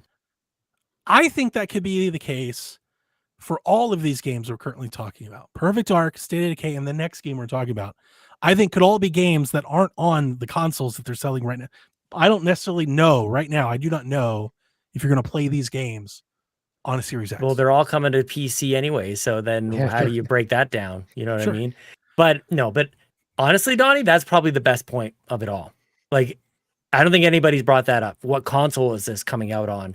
Is the most interesting thing to explore here. Games should be in development for a long time. They should be released when they're ready and when it makes sense as far as the catalog goes. But yeah, selling the idea of a console and the games aren't even coming out for it, then yeah, no, I can't me argue ask you against this. that. D-Life in the chat says we won't be on a whole new console by 2026. Do Doesn't- either of you believe that? No, I we'll don't. be on. We'll Dude, I definitely be predicted on they a would new have hardware console. for us. They're going I to have predicted new they were console gonna in announce the 2026, D-Life. I 100% I'm not happy believe it. about it, but we'll definitely. I Have new consoles in 100% 2026. believe by the end of 2026 they will have launched Yeah. a new console. They'll have launched it, but they won't have moved on. I think the It'll Call of still be Duty and so many cross-gen. games coming. Yeah, they will be cross-gen, so that's Yep. the savior. But It yes, is. I don't think that's your point. It's not. My point is that we all bought this console for these Right. games that we will have to buy another console for. So that's this is a Potentially. really interesting topic. Did we buy these games, or sorry, did we buy this console for Perfect Dark and State of Decay 3? No, I don't think so. So you know like what I when mean. is the promise fulfilled? I'm meaning the consoles that were understand. marketed around the I understand. the Yeah. games that were marketed around the console. No, I'm not Yeah, challenging D-Life, I you. think I'm just like they've been exploring on the record. topic. Daniel, they've been on record that they are readying new hardware. Tony, don't get in that fights this with the gen chat. is coming to an end, man. I'm not sure if you realize this. This gen, we're going into year 5 of this. Yeah, console. man. It's not year yes, 2. I We're agree. on the end. This is Yeah. we're wrapping it up. This time next year, that like next summer, they're Next telling showcase, us they're going to announce Project new hardware. Scorpio, whatever it's The called. next showcase, they're going to announce new Not hardware, again. and it will come out the year after. 100%. 100%. I kind of And thought the it was going to happen question this is, year. Do these games that we've just talked about and we'll talk about next, do they make it by then? And by all accounts, the purpose of what they've shown, I kind of think no. That like if I had to bet, I would bet that these games are not out by January 1, 2026. But it's the cross sort of gen nature of the games now that, in my mind, it makes it pretty okay. Okay. Like I think I'm that's not, fine. yeah, It's fine. because it's not like they'll skip. They're like if There's you bought really a good Series question X, here. I'm trying to Yeah. save some of this like bigger Xbox talk until yeah. after. So maybe Well, put a we're pin in the this. beyond, yeah. Well, maybe we haven't finished the notes yet, so maybe we put a Yeah. pin in this. But like, I'm even wondering, like, are you even in the console business by then? Something to think about. We'll see. Well, No, that's what they need to answer. That's why they're going to be Yeah. rushed. In my opinion, that's why they will force that conversation quicker than they normally would. So I think they release it anyway. Yeah, go ahead. yeah, okay. So moving on from State of Decay, the last game in the showcase. We are 2 hours and 24 minutes into the show. The last game and the last game in the showcase was Gears of War E-Day. Yet another game coming day 1 to Game Pass. This takes us back to Emergence Day. For those of you who don't know, this is the day that the Locusts ambushed Sarah. It came up from the ground and surprise attacked everybody. In the trailer, we see younger versions of Marcus and Dom, and I wrote down some things from the Xbox Wire. Quote, "We realized that a lot of the words that we use to describe the franchise were what our fans also use. Phrases like brotherhood, brutality, pathos, awe," says Circe, is the game director. Why E-Day? That's the moment it all comes together. It's the heart of the Gears universe. Everything that happens is shaped by this day. E-Day is a story of many origins, including that of the Chainsaw Lancer. We're telling the origin story of Marcus and Dom and their bond. This is the bond that has defined the franchise, Circe says. They're not the characters we know from Gears 1, 2, 3. They don't have 10 years of fighting the Locusts together. When the game begins, there's supposed to be peace on Sarah. They're trying to figure out life without this person they both loved. That was the trailer was epic. I want to talk about, before we get into the trailer and our reactions, this is a prequel, and by no means in any way, shape, or form is related to Gears 4 and 5. So they talked about this in the Xbox Wire, and I think it's worth pointing out. So they were asked about Gears 4 and 5, and this was the response. The team is content with the stories told in Gears 4 and 5. It's a very interesting sentence. And is by no means abandoning them, but the collective passion for such an iconic origin story was simply too great to ignore. The story of E-Day and the origins of Marcus and Dom are so powerful, pivotal moments that the Coalition couldn't wait to tell it. We're super proud of Gears 4 and 5 and the stories that were told, Fawcett adds. We're not retreating from that storyline in any way, but in this moment, we had the opportunity to write our next step, and this one felt too good to miss. So if you're wondering why it's not Gear 6, that's their explanation. Whether or not you choose to believe it, remains to be seen. But let's these are two conversations, and let's go back to the beginning. What did you think of the trailer? And then we'll come back to trilogies. What a Cool journey, trailer. man. Trailer was Oh, incredible. wow. Cool Trailer was brutal, was trailer, bro. visceral, was tense. Yeah. I was blown away. So Yeah. excited to see young Phoenix. Super wondering if all of this Phoenix stuff has anything to do with like wires got crossed in the game of telephone between developers and leakers. Like I'm wondering if somebody saw a shot of young Dom and was like, they're remastering. Like, no, they're not. This is a whole new thing. Very excited and eager to see E-Day in real time for myself, as opposed to it being snapshots and memories and cutscenes. This is very, very exciting as a Gears fan. Trailer looks incredible, and before I allow others to talk, I'll just shout out the little Mad World jingle that they threw in. It almost broke me. Yeah. I was like, no, Perfect. not the Mad Perfect. World. They did not go back to the Mad World. I have thoughts on what this means for the franchise and the trilogies, but I'll save it. What did you guys think of the trailer? The origin of Gears is so excellent. Like, to explore this is so wonderful. The devastation that I anticipate us to experience is going to be, but it's going to be more than what is on the surface. Pardon the pun. It's going to be more than just the destruction. What happens to a peaceful world when something like this happens? Like, families will be devastated, and relationships on that front. Like, I think they're really going to lean into the personal stuff, which I think the original series, Cliffy B wanted to tackle that, and in some ways he got it right. And I think we've come a long way in narrative storytelling in games since then, that you have this entire world turned upside down in a moment. I'm so looking forward to seeing how that plays out. I cannot wait to see what truly bonds Marcus Phoenix and Dom. What is it that makes them so close? And it's war, and surviving war. And there's going to be brotherhoods. There's going to be brothers lost to what happens here with the Locust. So going back it sounds incredible. What an excellent idea here. I couldn't decide if this was going to was this a remaster during the trailer? It was like, is that Marcus? Have we seen his hair before? Like, what is going on here? The character model was just enough different that I was like, is that Marcus? Is this a spin? Yes, like, what's totally. happening? It took a minute. And they didn't you get the gruffs and stuff, but they didn't speak. I was like, what? I was confused for a moment. Yeah, he's smaller. Yeah. He's smaller in stature. And I think Sean's right. This is going to show what, it's their Armageddon, right? It's their apocalypse. Yes. We have all these apocalyptic games, but we're going back to it's what when these people are arguably regular 15 people. 15 years before Gears of War. Yeah. It's the opening of The Last of Us. Think of that, but when Gears. Yeah. So for anybody, except everyone has to drink creatine every day to for get anybody that doesn't know, fit into their suits. If you go play Gears of War, which is back compat enhanced, or you can play the remaster on Game Pass, this prequel will take place 15 years before that. I think. Yeah. I think it's 15 years. Mm-hmm. There's a whole time. When I tell you there's an entire world that Gears could go in this direction. Yeah. This could be multiple games if they wanted it to be. But Yeah. sorry, I Yeah, digress. but it No, won't- the the prequels, impacts won't Josh. land the same though if there's multiple games. Like this is better than a Gear 6 because it's just investment in the characters that you love and you know, but we don't know them, like you said.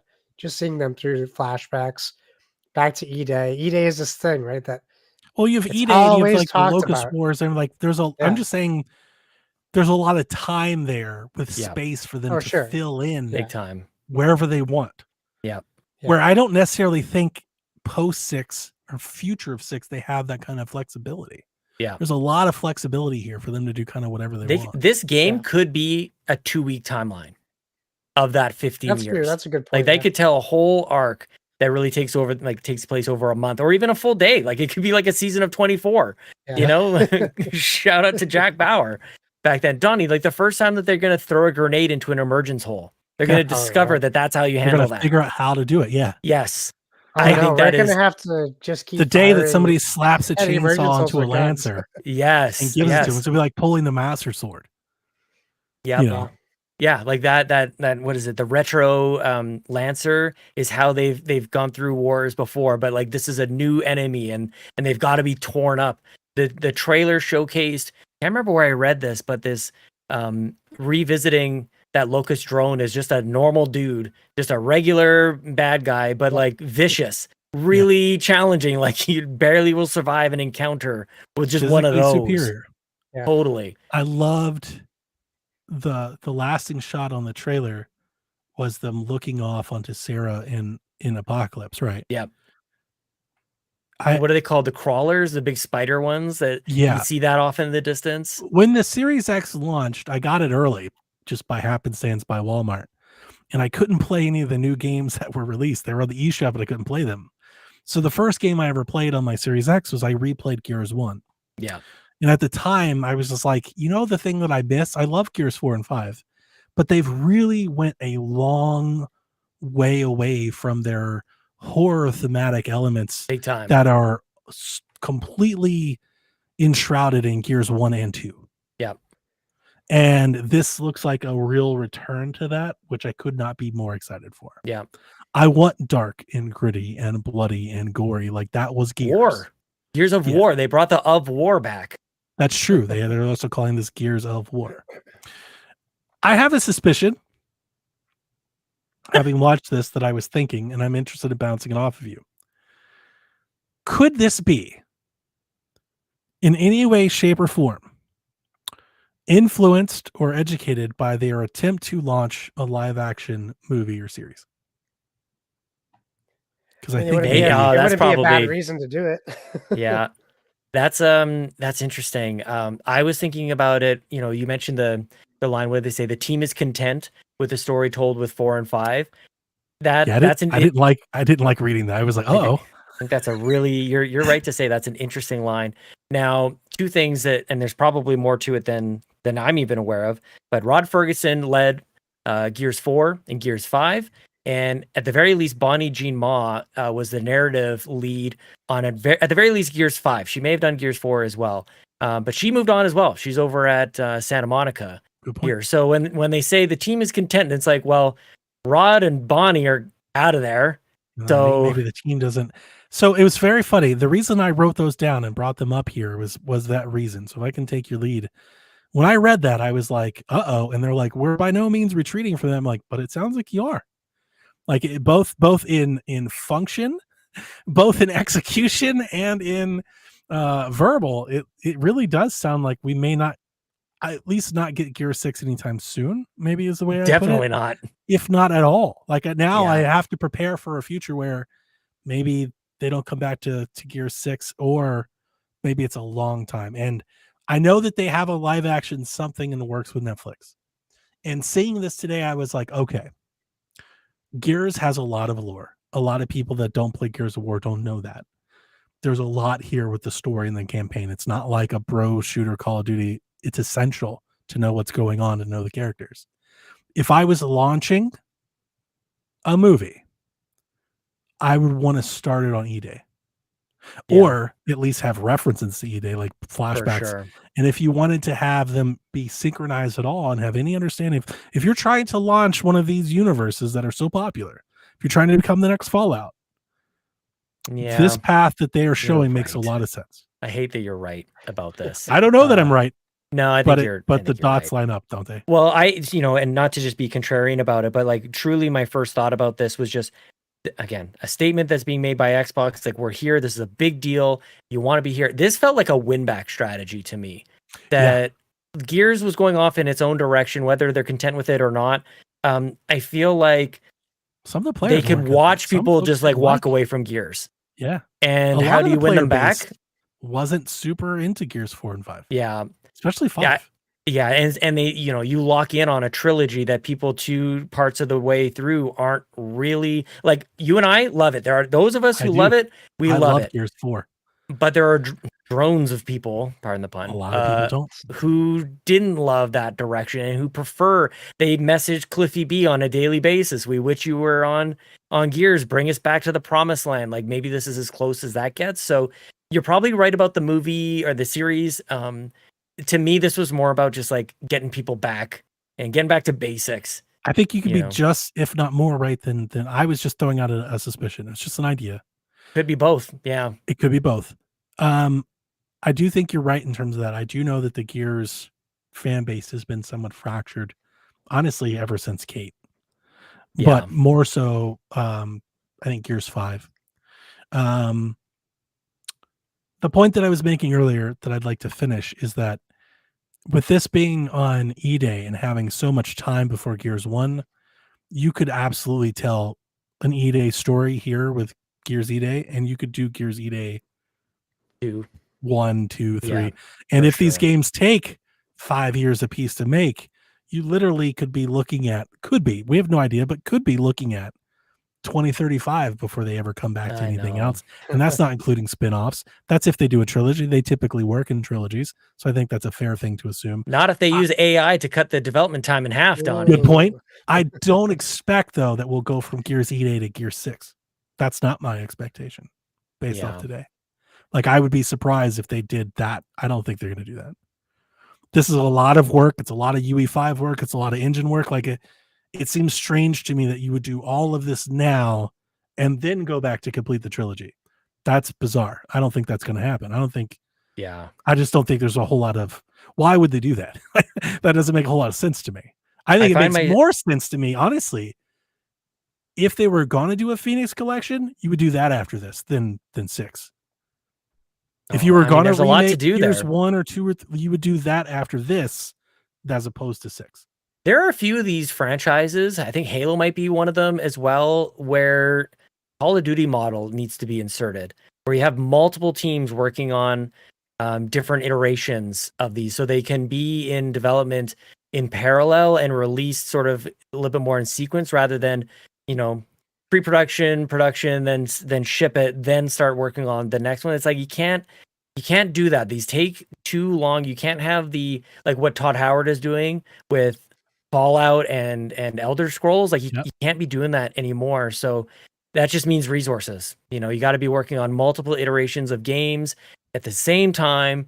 And that's what's required with Gears, is probably required with Halo. It's you take your pick on any Fallout, another one of these things. You need not B teams, but you need to be able to rotate. Say at least 2.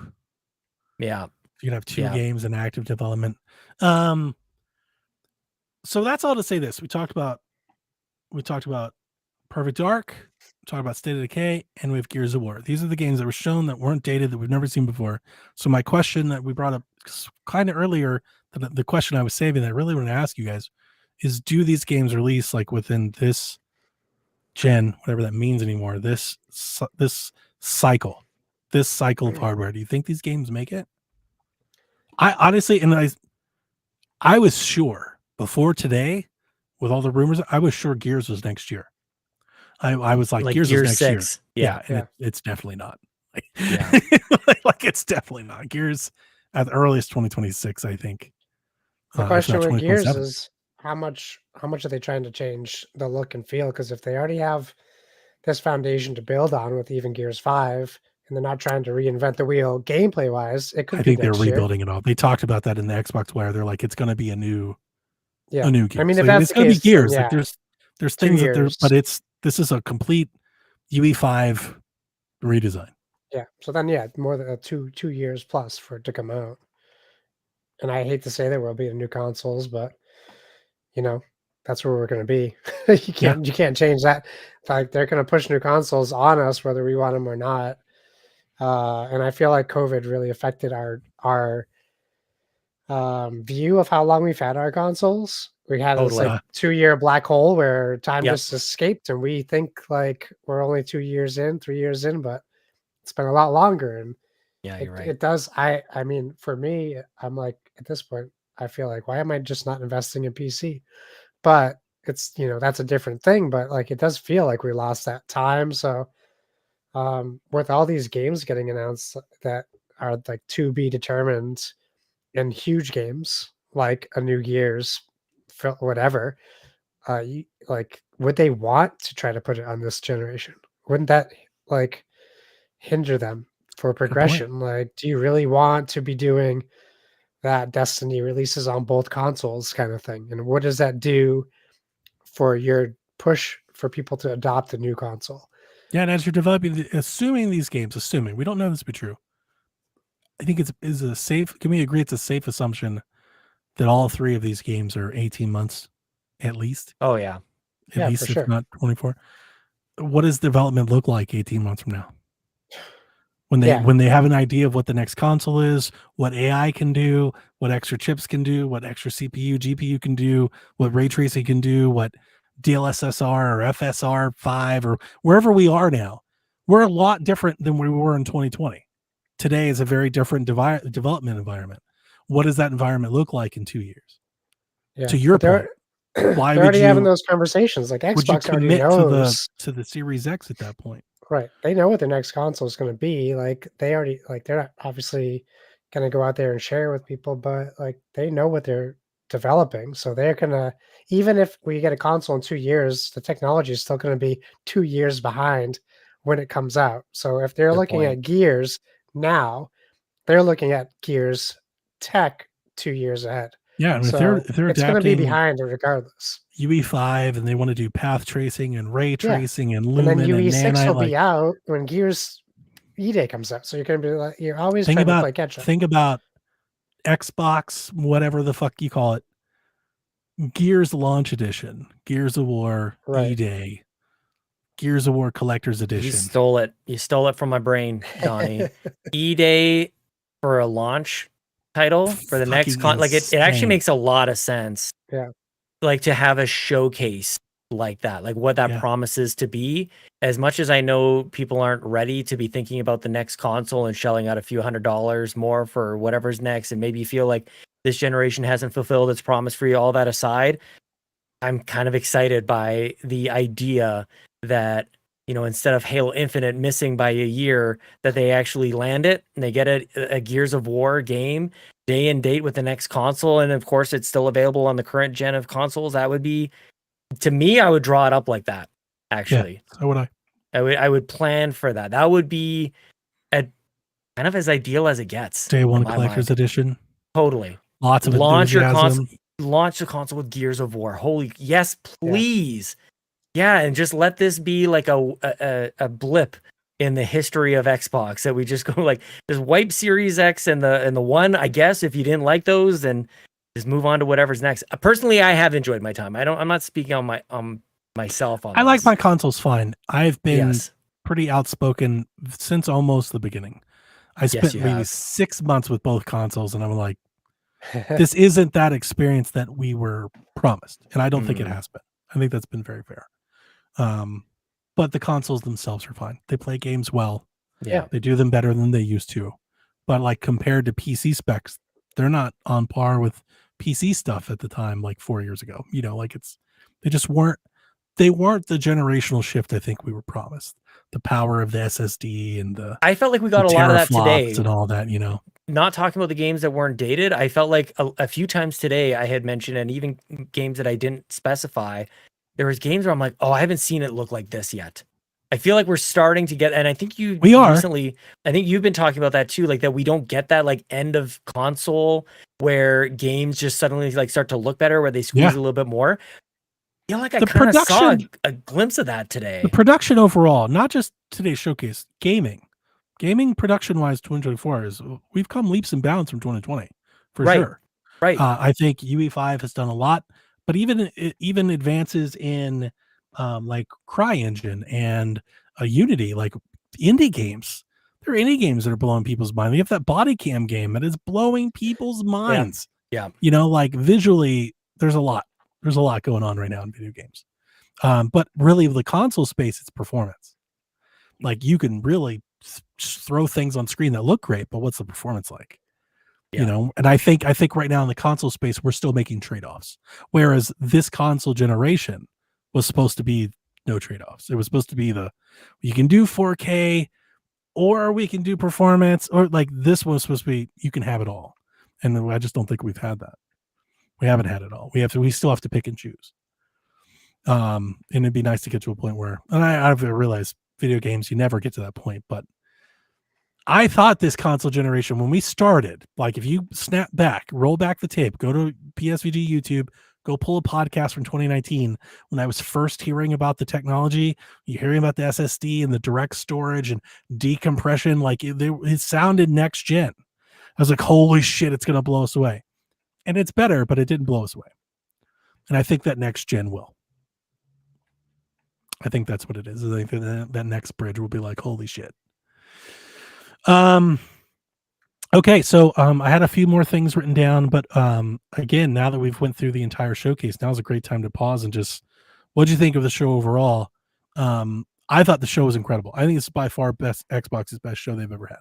If you're grading the showcase in a vacuum, I would have liked more games to be soon. I think a lot of the exciting parts were out in the future. I don't think that's uncommon to any showcase. I think that's most showcases. So that's not it's nothing I'm being critical over. But I still think the show was great. Like I said, it had that big fight feel. Watching it live, seeing like the feeds of reactions, I mean, you can tell it definitely won people over. People were like, oh shit, Xbox is cooking, because they showed up with the stuff that people wanted to see. And I want to pull back to PSVG last week. Something Dev has brought up, something we've talked about on and off again for like 2 years, of like Xbox, like feeling Xbox, you know, like get back to like doing the things that you love to do, as opposed to like trying to be a version of something else that everybody wants, and show nothing against showing off persona and shit, but like that's not Xbox faithful. It's never been the brand. It's never been their thing. Showing up with fucking Doom and Call of Duty and Gears of War, and that's a fucking Xbox feeling showcase. And I think that more than anything, really, it had to excite people that have been on this ride for some time, because it felt 360-ish for sure. Yeah. It has to be. Like there's nobody that cannot feel that way. Like we haven't seen them throw their weight around like this since then. Man, how do you put it better than that? Go ahead, Josh. It's funny that you say that, because while I was watching it, the question popped into my head. What is an Xbox gamer? What kind of gamer is an Xbox gamer? Like a PlayStation gamer, we know, right?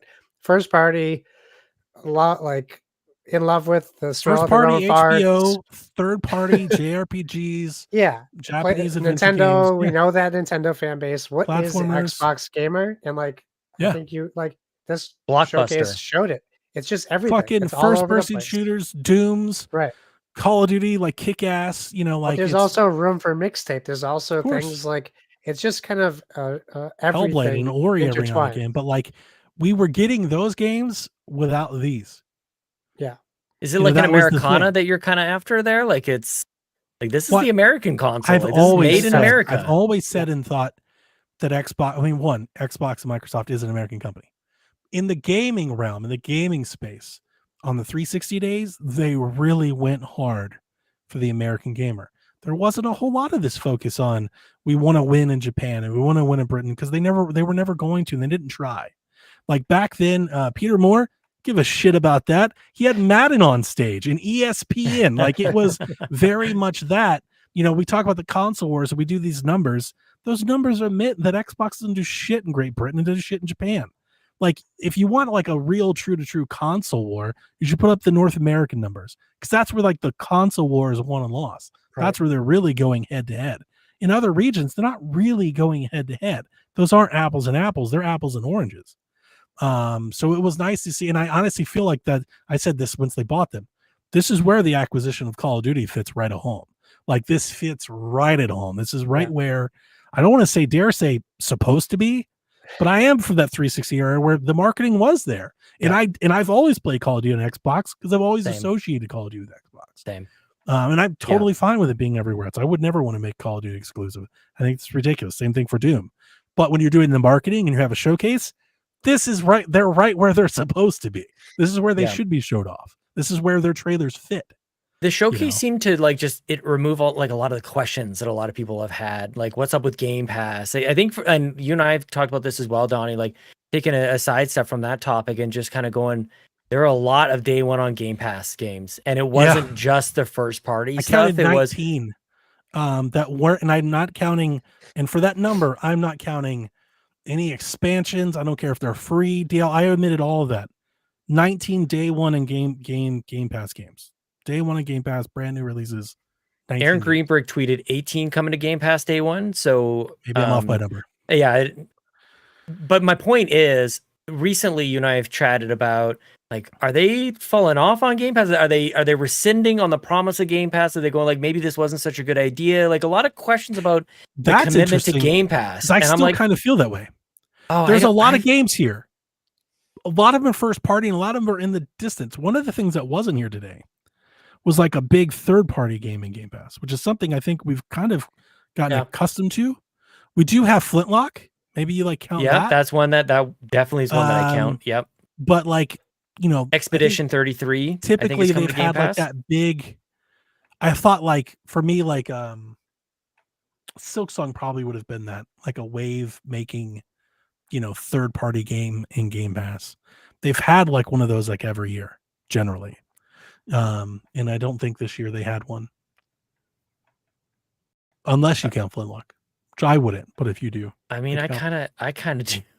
I'm excited to play it. I just don't think it's going to be big by like attention grabbing metrics. I think Expedition 33 day one on Game Pass. I thought looked really good. Yeah, I mean, I liked a lot of games here, and so they were tied to Game Pass. I feel like we just hadn't seen like such clarity on it in a long time. It was every trailer. Like we got that splash screen. Yeah, on Game Pass. That's really the base of my yeah. Point You've always been like you want that in every show, every industry. Yes, because that's everybody's question. And for those that didn't have Game because Pass, they had so many trailers bleed together. I will tell you this: at some point during the show, they showed that trailer, and I got lost. I was like, "Wait a minute, was this for the game that just showed, or the game that's showing?" Oh yeah. Up? Yep. I was like, which game? Like, I need banners. Yeah, they used to kind of put it on the bottom of it. Yeah, I need lower thirds. Like, there was a point during the show. I was like, wait a minute, is that last game in Game as this game in Game Pass? That's like, I don't know. Yeah, that's fair. Yeah, the transition screen was a bit much. Yeah, Stalker 2 coming to Game Pass. I think that's a big deal. We're still waiting on games. We're supposed to get 33 Immortals. Replaced wasn't here. Replaced is playable. People are playing Replaced. People are playing it. Yeah, and it wasn't here at all. Yeah, Immortals 33, another 33 game, which is confusing. Wasn't at the showcase, but it's there. Wu Chang coming to Game Pass. Like, yeah, I don't know. It's funny that it's just different perceptions. But I walked away from that thinking like I was happy to see both first party and third party deals being made for games that look promising and not just like this game will never survive anywhere else, so I guess toss it into Game Pass and give it a shot. Like these look like games that people probably would buy. That other game that right, Capcom, and that's not what people have been saying about Game Pass. It's funny to say it that way, but that's perfect. That's coming to Game Pass wasn't here today either. There's that Capcom game. They have like that new IP that was shown last year where you can like kind of teleport and stuff, right? I think it's a Capcom game. I was going to originally say Atlas, but I don't think that's right. I think it's Capcom. Because Atlas is doing Metaphor, and Metaphor is not coming to Game Pass. It's the other one. It's got a weird name. It's like I couldn't even begin to tell you. But we've seen it a couple times now, and I was expecting it to get dated. We still have a lot of Game Pass games that aren't dated, and I say that to really bring home the point. The showcase is about first party, and it's about new games. That's what's exciting, right? So I don't necessarily think that it's important for them to always have like Game Pass can exist outside the showcase. Like Right. we've got Still Wakes the Deep next week, and we've got a bunch of Yes. other games that like they'll keep doing this, right? And like those third party games, they'll jump in there. Like we'll get I'm just thinking Kenna got dated for coming to Xbox. I'm sure that'll pop in Game Pass at some point. Like there'll be games like that too throughout the year and throughout the fall that get popped in there that you either have missed or didn't play. So like I'm not worried about Game Pass. It just feels like for the last couple of years, maybe because they didn't have so much internal stuff, that they would fill it with like something else. And I noticed that wasn't here today. Yeah. Yeah. Where's the Call of Duty games that surely will come to Game Pass outside of this? But Yeah, there's still that. they want you to focus on Blops right now. Let's say, so we've got our first question here. I can't see this question. Speaking of Game Pass, with all the rumors and speculation, since Xbox now has ABK, would you be happy if they limited third-party games and focused on putting ABK back catalog games into the service instead of an eventual price hike? I guess now we can talk about maybe what does the showcase mean, bigger picture for Xbox today and into the future. And I'll take on this question. There's been a lot of talk about Game Pass. Obviously, they're throwing Call of Duty in there. It's going to cost them a lot of money, potentially. I'm expecting an increase. I don't think they should announce it today. I think that's, and well, here's the thing. I want to put a pin in this for a moment. I didn't write this down, but I have it on my notes over here. Something I wanted to ask you. The showcase was great. I think it's the best showcase they've ever done. So the question I wanted to ask you guys, somewhat cynical, is how are they going to screw it up? Because that seems to be, like the comment that seems to be what's been happening, and it's like we know it's coming. I think they're going to raise the price of Game Pass. I do, by the end of the year, probably. And I'm totally okay with it. I think they should. I think they have to, right? I do. Yeah, I think they have to do it. Even if they don't want to do it, they have to. I don't think they have to. Yeah. They're just Game Pass has been such a great deal for so long.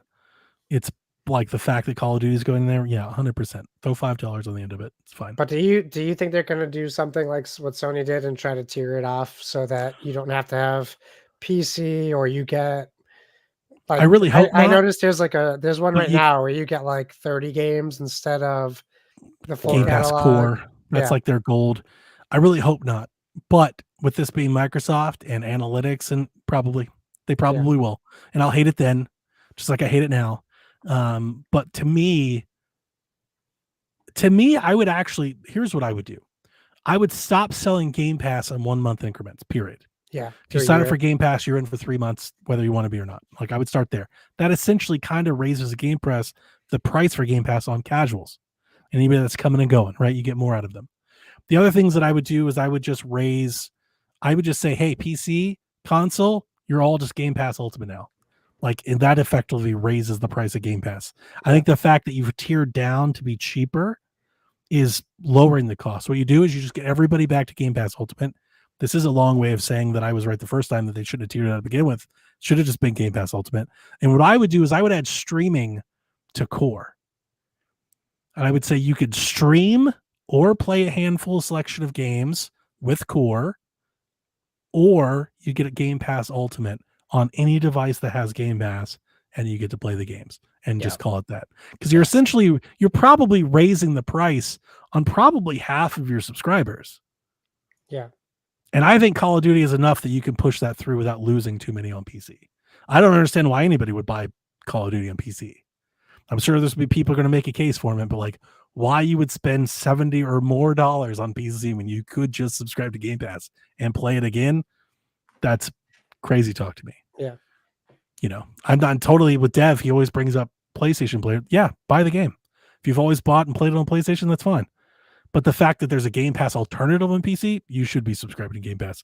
Otherwise, I think you're spending your money, worse than you could. Like that's on you. I'm caring about your finances, not trying to grow Game Pass. I'm not going to buy Call of Duty again. Why would I?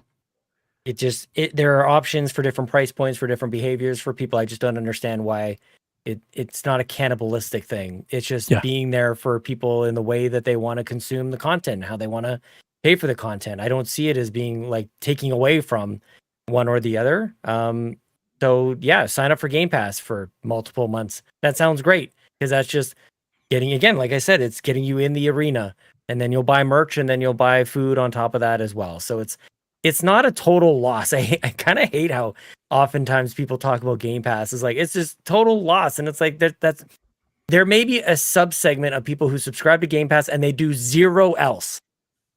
You know what I'm saying? Like that's not many. That's not most people.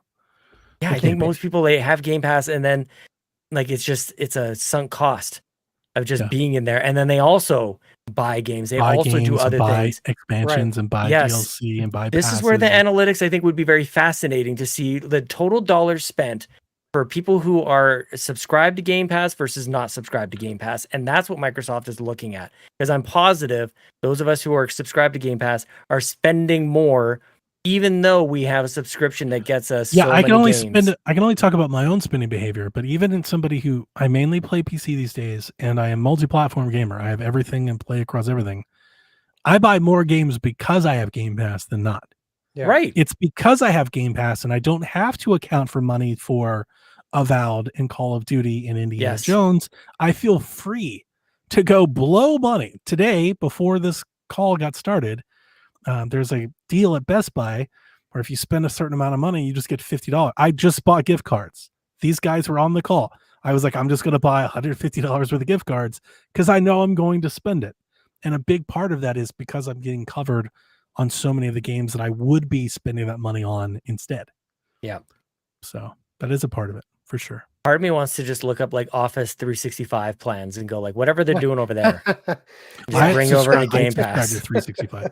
Yeah. But I'm very lucky that my work offers a discounted rate, so I'm lifetime member at 365. That's what they'll offer for Game Pass, is like $30. workplace licensing plans. If they do that, that's how they'll get more people mad at. That's how they ruin it. That's how they ruin today's show. Xbox 365 or Candy Crush, some sort of mixed Candy Crush. Yeah. Or ads every time. Every time you turn on your Xbox, it's a Candy Crush ad. I got some things from Tom Warren that I want to discuss before we close up, but I definitely wanted to get you guys. What did you think of the show overall? It was very good, but I think to get me to the level you were at, I would have needed what we talked about at the beginning, like either a stealth drop or some Game Pass stuff. Sure. Otherwise, I'm like A tier instead of S tier. I don't think they could do any better than this. I'll put it that way. But like if you're expecting more from this, I think you'll be eternally let down. I don't think they don't have more in them. Like I don't see how you outdo it. Oh, I think they do have more, but the fact that they didn't have to show it all here is what has me excited. It's like Halo. Like if they had like a big awesome Halo that was really exciting, like if it was Gears, Doom, Call and Halo, like that maybe gets it over the edge, but like that's asking for a lot. Yeah. Well, and they don't need anything now for like, to hold up the entire machine. Like what I saw from here is that there is enough for you to be satisfied with, and that maybe soon Xbox can get away from the next game is going to turn the tide, and then it does or it doesn't. Like it's not about that anymore. It's about the more comprehensive, holistic like lineup here. So you can get away from like Halo isn't there. It's still really, really good. Okay, the Game Pass sort of slew of games or back compat wasn't there. Still really, really good. Like we're in a conversation now where we're talking about like additions that would take it from say A or A plus to S tier. That's a far cry from where we've been, where the next game just had to like save. I still don't think we're out of that, but it's a good point. I don't think maybe a glimpse towards it. The gaming conversation is going to change for some time on that, especially with so many of these games being still so far out. Fair. That's the unfortunate part. For sure. Yeah. Like if Gears was this fall, you might be onto something, but the fact that it's years away, I just don't expect to see it. I also don't like that. I've talked about that for a long time. I thought that really hurt Hellblade. I think that really hurt. I don't want to say hurt Starfield, but definitely kind of Starfield's dragging. Starfield hurt itself. Starfield could have took for another 6 months or so. Yeah. So before the showcase was aired today, Tom Warren dropped some stuff that was behind a paywall a couple of days ago, which I thought was fun. Before I actually had these notes that you saw today, I actually had Summer Games Fest and all kinds of other stuff. But the fact that this show is already 3 hours, I omitted all that stuff before we started.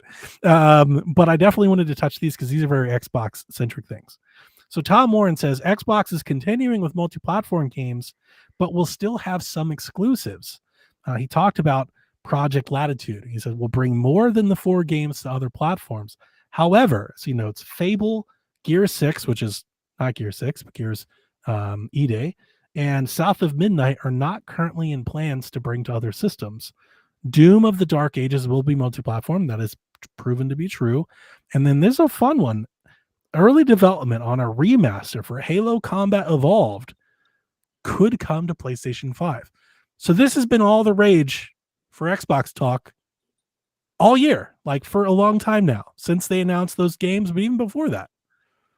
Xbox looks set up to begin to publish more of their games on competing consoles, on PlayStation, particularly because they're already on PC, and where it makes sense on Switch, they're doing that. So I think that's a part of this conversation. With the showcase that you just saw in the games, where are you at on this initiative of theirs, and or what you think it means for their platform and or their business? I'm not sure if you separate them or see them as the same. We've talked a lot about, can Game Pass end up on a Nintendo or a PlayStation? And it seems like the answer to that is probably no for the foreseeable future. I want to call out Fallout Combat Evolved as a remaster, and that being developed with PlayStation in mind as what I think could be the best model for all of this. I think we're getting very carried away when games like maybe Sea of Thieves is a decent example of this, or Grounded, where it's more recent games that get ported over. But even Sea of Thieves, people forget, was what, 2016, 2018? Like, it's very old. Like, it's an old game.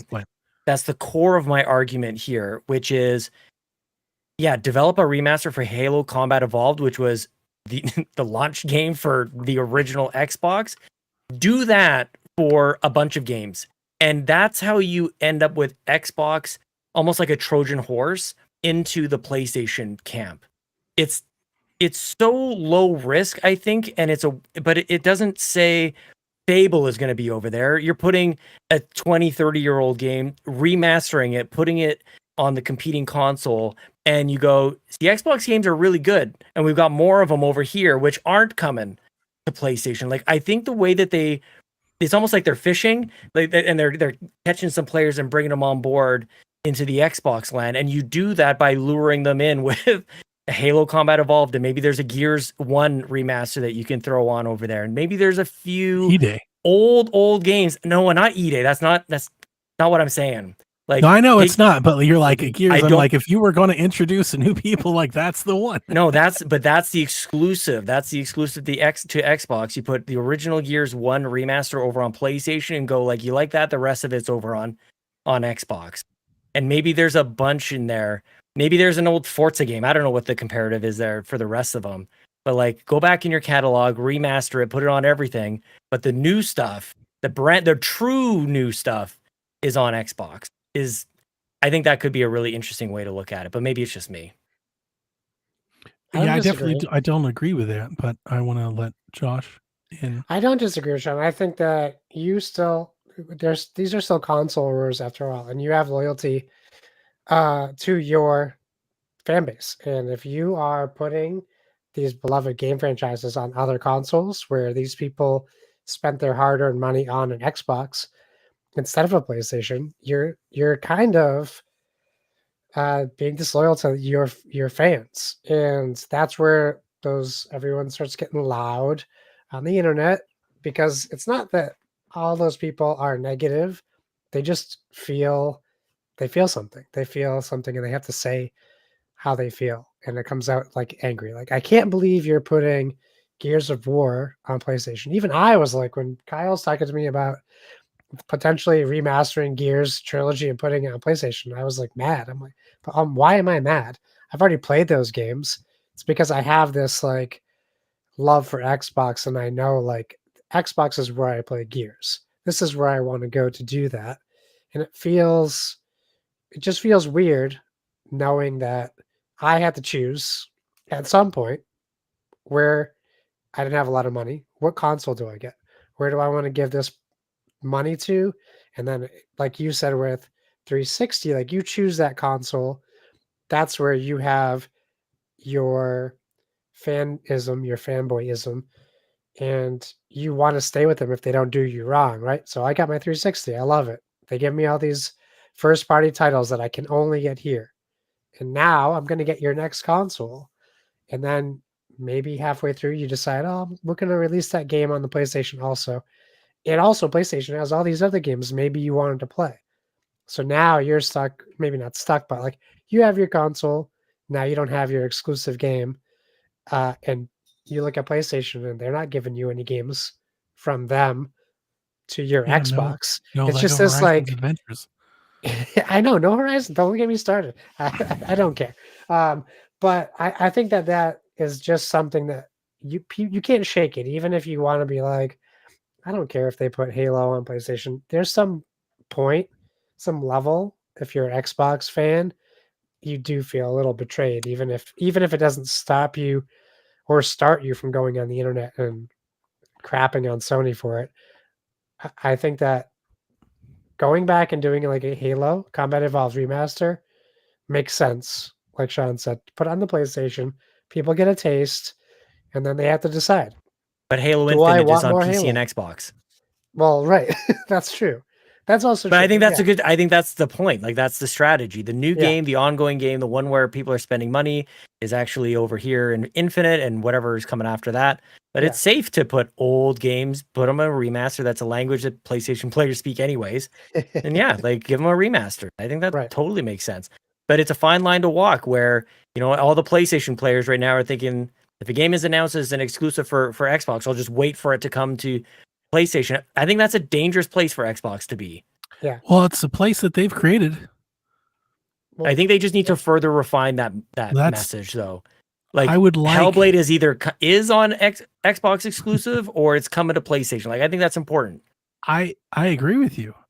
Josh, I'll echo you. I'll echo some of the things you said.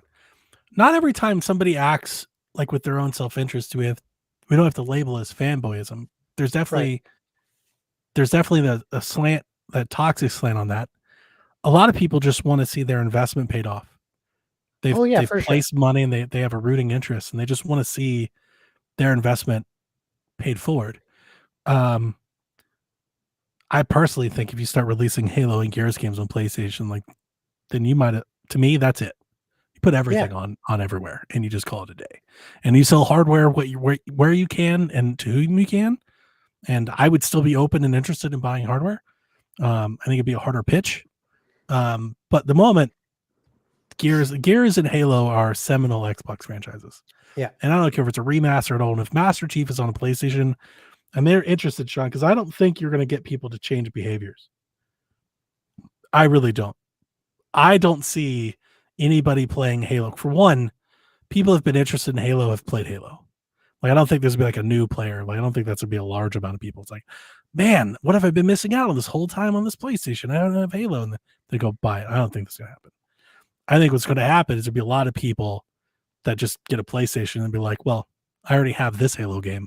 So I'm sure if I wait longer, you know, it's like, and that's kind of where I am with it. It's like, if you start releasing, it's not that I don't want it to happen. I've actually been the opposite. People listen to my shows. I'm almost calling for them to go complete third party at this point. Because I think it would make more sense. But the reason I think it would make more sense is this have your cake and eat it too, onesies and twosies as we decide it. That's the unknown and the lack of a commitment is what's hurting it more than anything else. Sure. I would like clear definitions from them. Like we even have it from like PlayStation beat them to this punch. PlayStation had their investor call where they clearly defined these are tentpole games. These are live service games that'll come to these platforms. And these are experimental things that'll come to other platforms. Something as simple as that, I think would be craved on the Completely Xbox agree. side. And we've got none of that. And Totally it really agree. seems like they just want to play it by ear. And I think that uncertainty hurts them in Agreed. with all potential customers. Yeah. Not their customers, not the others, like all it just across the board is a negative. I just generally don't believe people when they say they're going to do something. When they think so surely that they're going to do something, like they're going to wait. I don't think they are going to wait. I don't think there's any waiting in games. There's no patience in any of this. If any of us know anything about how sales trajectory goes, it's about the first 3 days, and then everybody moves on. Like this, that's why timed exclusivity is so important. So The you games brought that are this up locked to a before, platform. and that's something I want to come back to. I don't believe think- people what they say. I think the play for Xbox, at least now, today, in the short term, as they continue to stand by this idea that they're going to be a hardware ecosystem, is to have a commitment for timed exclusivity. Yeah, I that would think that's help it. the clarity. And for I sure. think they should go like, look, if we think a game can potentially find players and make us money on PlayStation, we're going to do it. But we commit to you today that all of our exclusives are day one for up to a year on Game Pass on our hardware. And I think that's totally fine. What if they did that with Doom? I mean, I still think that's totally fine. That's up there to the prerogative. I'm totally fine with that. Yeah. If they They wanted to should make do Doom that a with time the exclusive, I investment. think that'd be fine. I don't mind that it's multi-platform. I don't care. To be honest with you, I don't care at all because I play mostly on PC. So that's Yeah. like my honesty is that I play mostly on PC anyway, so I really don't care. But it's the acknowledgement to go back to you. It's Josh. It's not that I'm an Xbox fan and I want them to win the war. It's Right. the acknowledgement that like with every release that you put somewhere else, it comes at a detriment to your ecosystem, and a detriment to your base means a detriment to Game Pass. There are real cascading effects to this. And if you want to have your cake and eat it too, then I say rip off the Band-Aid. Yeah. Right. Like if we're in that situation, we're like, okay, then publish everything wherever you can, make as much money as you can, and just focus your hardware offerings, like literally center it on Game Pass. It is just a Game Pass machine at that point. Yeah. And just call it that. We've got the Game Pass portable and the Game Pass console, and you got PC. But that needs to come at the start of a console generation. You can't do that to your fan base in the middle or end of a console's And I life. think that might be why they're wanting to kick off the next generation Right. soon. And that would be fine because then you can make an informed. And I think that's why we're not decision. getting a Pro. I think by this Agree. I PS5 completely will come agree. and go. And I Completely think that's agree. probably where they're Yes. headed. Yeah, they're ready. And their It's like next hardware, I always thought different, and maybe the handheld is that, and maybe it is different. But I think their next handheld will come with a clear, less focus on like becoming like the console king. They'll be like, we have this hardware, and it's great, but our games are everywhere. Pick and choose whatever the fuck Right. you want to play it on. And I'm totally fine with that because part of me wants to say a showcase like this today, as big as it is, if every one of those games were coming everywhere, today's showcase would be celebrated in a much different way. Sure. We'd be talking about like the king of gaming, like the king of E3, like everybody. Think of the compounding commentary weight that would happen today if all of these games are just on everything. And if it literally was, this was the showcase for all gamers.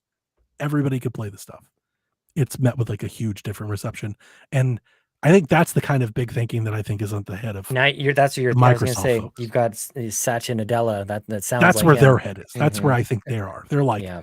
where do we get bigger? I think they look at the consoles like it's holding them back.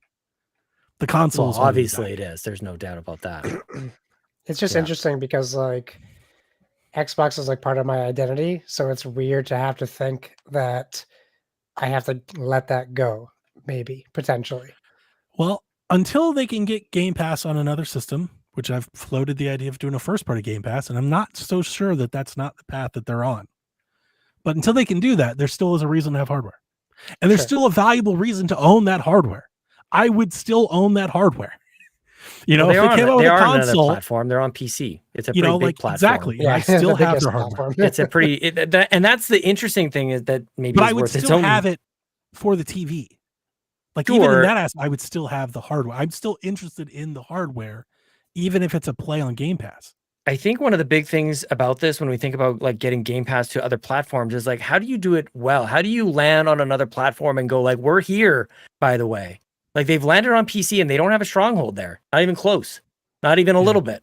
So you're going to venture off into TV land. How are you going to do that well? You're going to venture off into PlayStation. How are you going to Good point. find a Mobile. home there? Like, I think they still have lessons to learn on that front, on how you sort of like infiltrate a player base on large platforms. It's not just, what is it? Mark Cuban talks about this on on Shark Tank. Like, don't come in and just say, this is a X $1 trillion industry, and if we can just get like 1%, then we'll have blah, blah, blah. He's like, that's how you get me out so quickly. And I feel like that's kind of been Xbox's approach to Game Pass is there's 6 billion players out there. And if we can just get a little bit of it, it's like, you got to have a strategy to get those people interested and involved. I think if they showed up with Game Pass on PlayStation 5 and Call of Duty Day 1, I think that's a hell of a strategy to get some people to subscribe.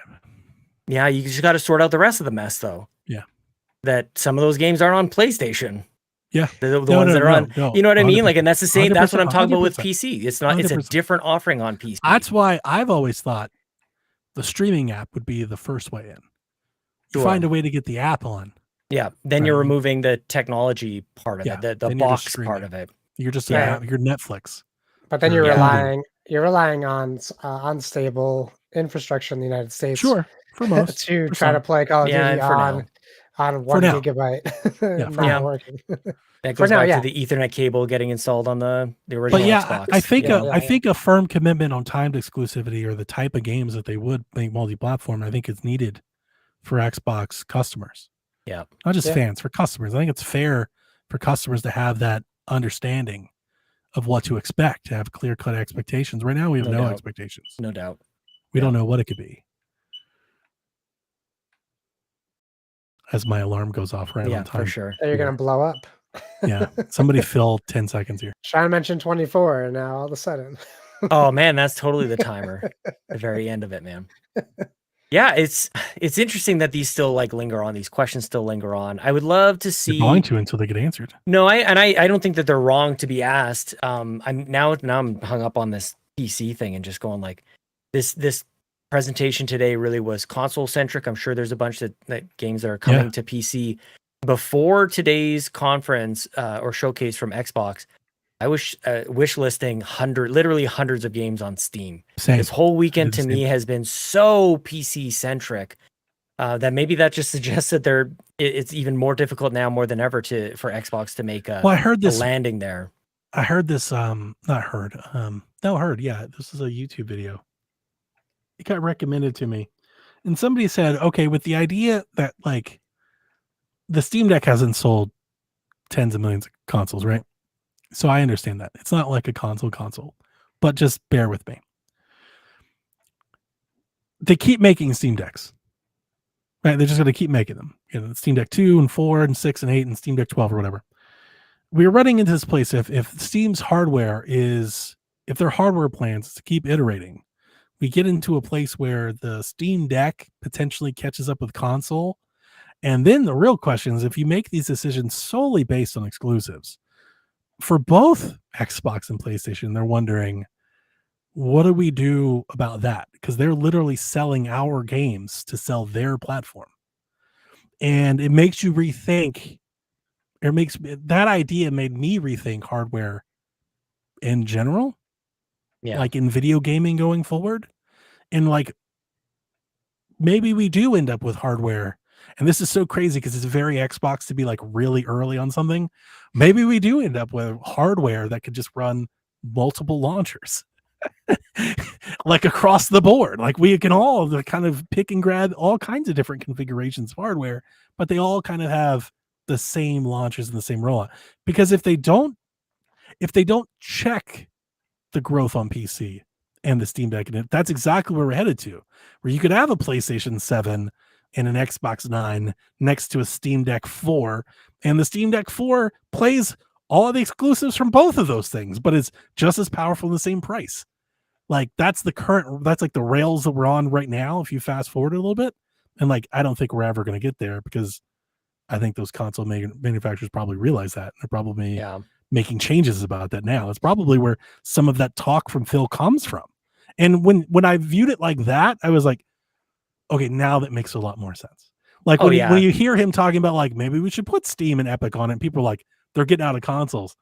That's one way to look at it. Yeah. The other way to look at it was maybe everything is kind of just going in that direction. Well, and that's, I think, part of the confusing messages that come out from them is they have the inside scoop on what the next 3 to 30 years kind of looks like on tech, and just they see the pathway, they see the roadmap, because one year connects to the next, etc. But then they kind of like dump that on us. They're like, okay, I just got out of this meeting In where passing. we're talking about Yeah, like they walk 2076. down the hallway and pass, and they give us a Yeah. little bit as they go I'm on. like, to the what? Like, we've missed something here. So we're like, you got to bring us along a little bit.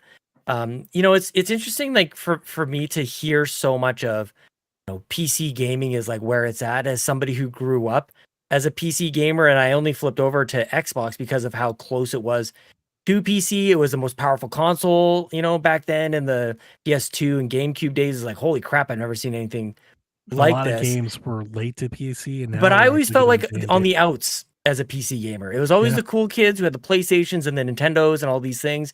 And the Flipped. PC gamers were weird. And it seems it's very weird to me. But My also son asked for he very wants a gratifying. PC it feels with- gratifying. It's like, with yeah. RGB and fans and stuff. I was like, Well, I "What's mean, the RGB is like that's he came and one asked me thing. for a $2,000 gaming laptop. I was like, go play your Series S. Dude, no, I was I was there playing Half-Life, making fun of GoldenEye. I still enjoyed playing GoldenEye, but I was like, Half-Life is where it's at. Unreal. Like, what do you guys, do you have any idea what we're doing over here? Like, that was my childhood. And here we are, you know, worried about PC dominating everything. It's like, I was right. Back Yeah, in but the 90s, like I And was they're onto just something, playing man. Fortnite and Roblox too. Like, keep that in mind. They need a PC to do that. Oh, whatever. But it's, And you know, they have a mods and stuff, yeah. $300 PC Yeah. for Yeah. most of those games. They just kind of see things coming full circle as consoles morphed into PCs. Yeah, you're like, well, we've been here all along. That's Well, what we've been I saying. honestly But think it's all about money. if you like, think of I- that Steam Deck thing, and Steam Deck's thing is that it's PC, but it can run these other things. If Xbox was to take That's that it page, can run it. right, and if Xbox How was to take well? that page and be like, well, we do the PC, like let's just do that. And now you're either joining them or picking and choosing between those two, and it puts a lot of pressure on others to follow suit. Because eventually you get to a point where it's like, in a world where you have multiple options to do everything and a couple options that only do one thing, then you go, why would I buy the thing that just does one thing? Yeah. Right. Yeah. So So- better do sports, TV sports, Connect, you know, all that stuff. Just throw us right back to the Xbox One. You only need one. It's the one thing you need. This has been a great 3.5 hours. It's been a lot of fun. Is that it? I do want to wrap the show, but I want to say I had a lot of fun today.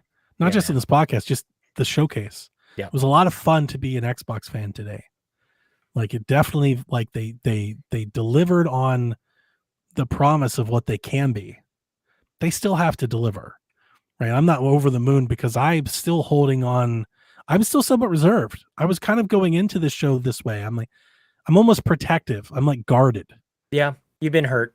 Yeah. You know, it's just like, I'm real excited about all the stuff you have next year. And in the back of my head, I'm like, we'll see if it makes Been it. there you know? before. For sure. You know, and it's like, I'm real excited, you know, that's, yeah. But I didn't let that stop me from enjoying the showcase. The showcase Same. felt big. It felt grand. It was big. The production was there. This was them at their best. If we could live in a vacuum and forget everything that happened before and around it in the future and just live in today, this was them at their best. Yeah. This was their best foot forward, and it was really cool to see. Big time. Okay. Well, with that, we'll bring this podcast to a close. I'd like to thank Josh for hanging out with us for so long. I would thank Sean, but this is just the norm for what we do. This is actually not that long. It's short. We could do more. This is a pretty in and out I just gotta scene. pee. It's nice to have the Empire back around. It's nice to be able to pull this out every now and again. I very much enjoy it. So with that, ladies and gentlemen, I will close by honoring Nathan Thomas and just saying the state of the Xbox Empire is really strong tonight. Hope you enjoyed the showcase. Go play Gears of War. Peace.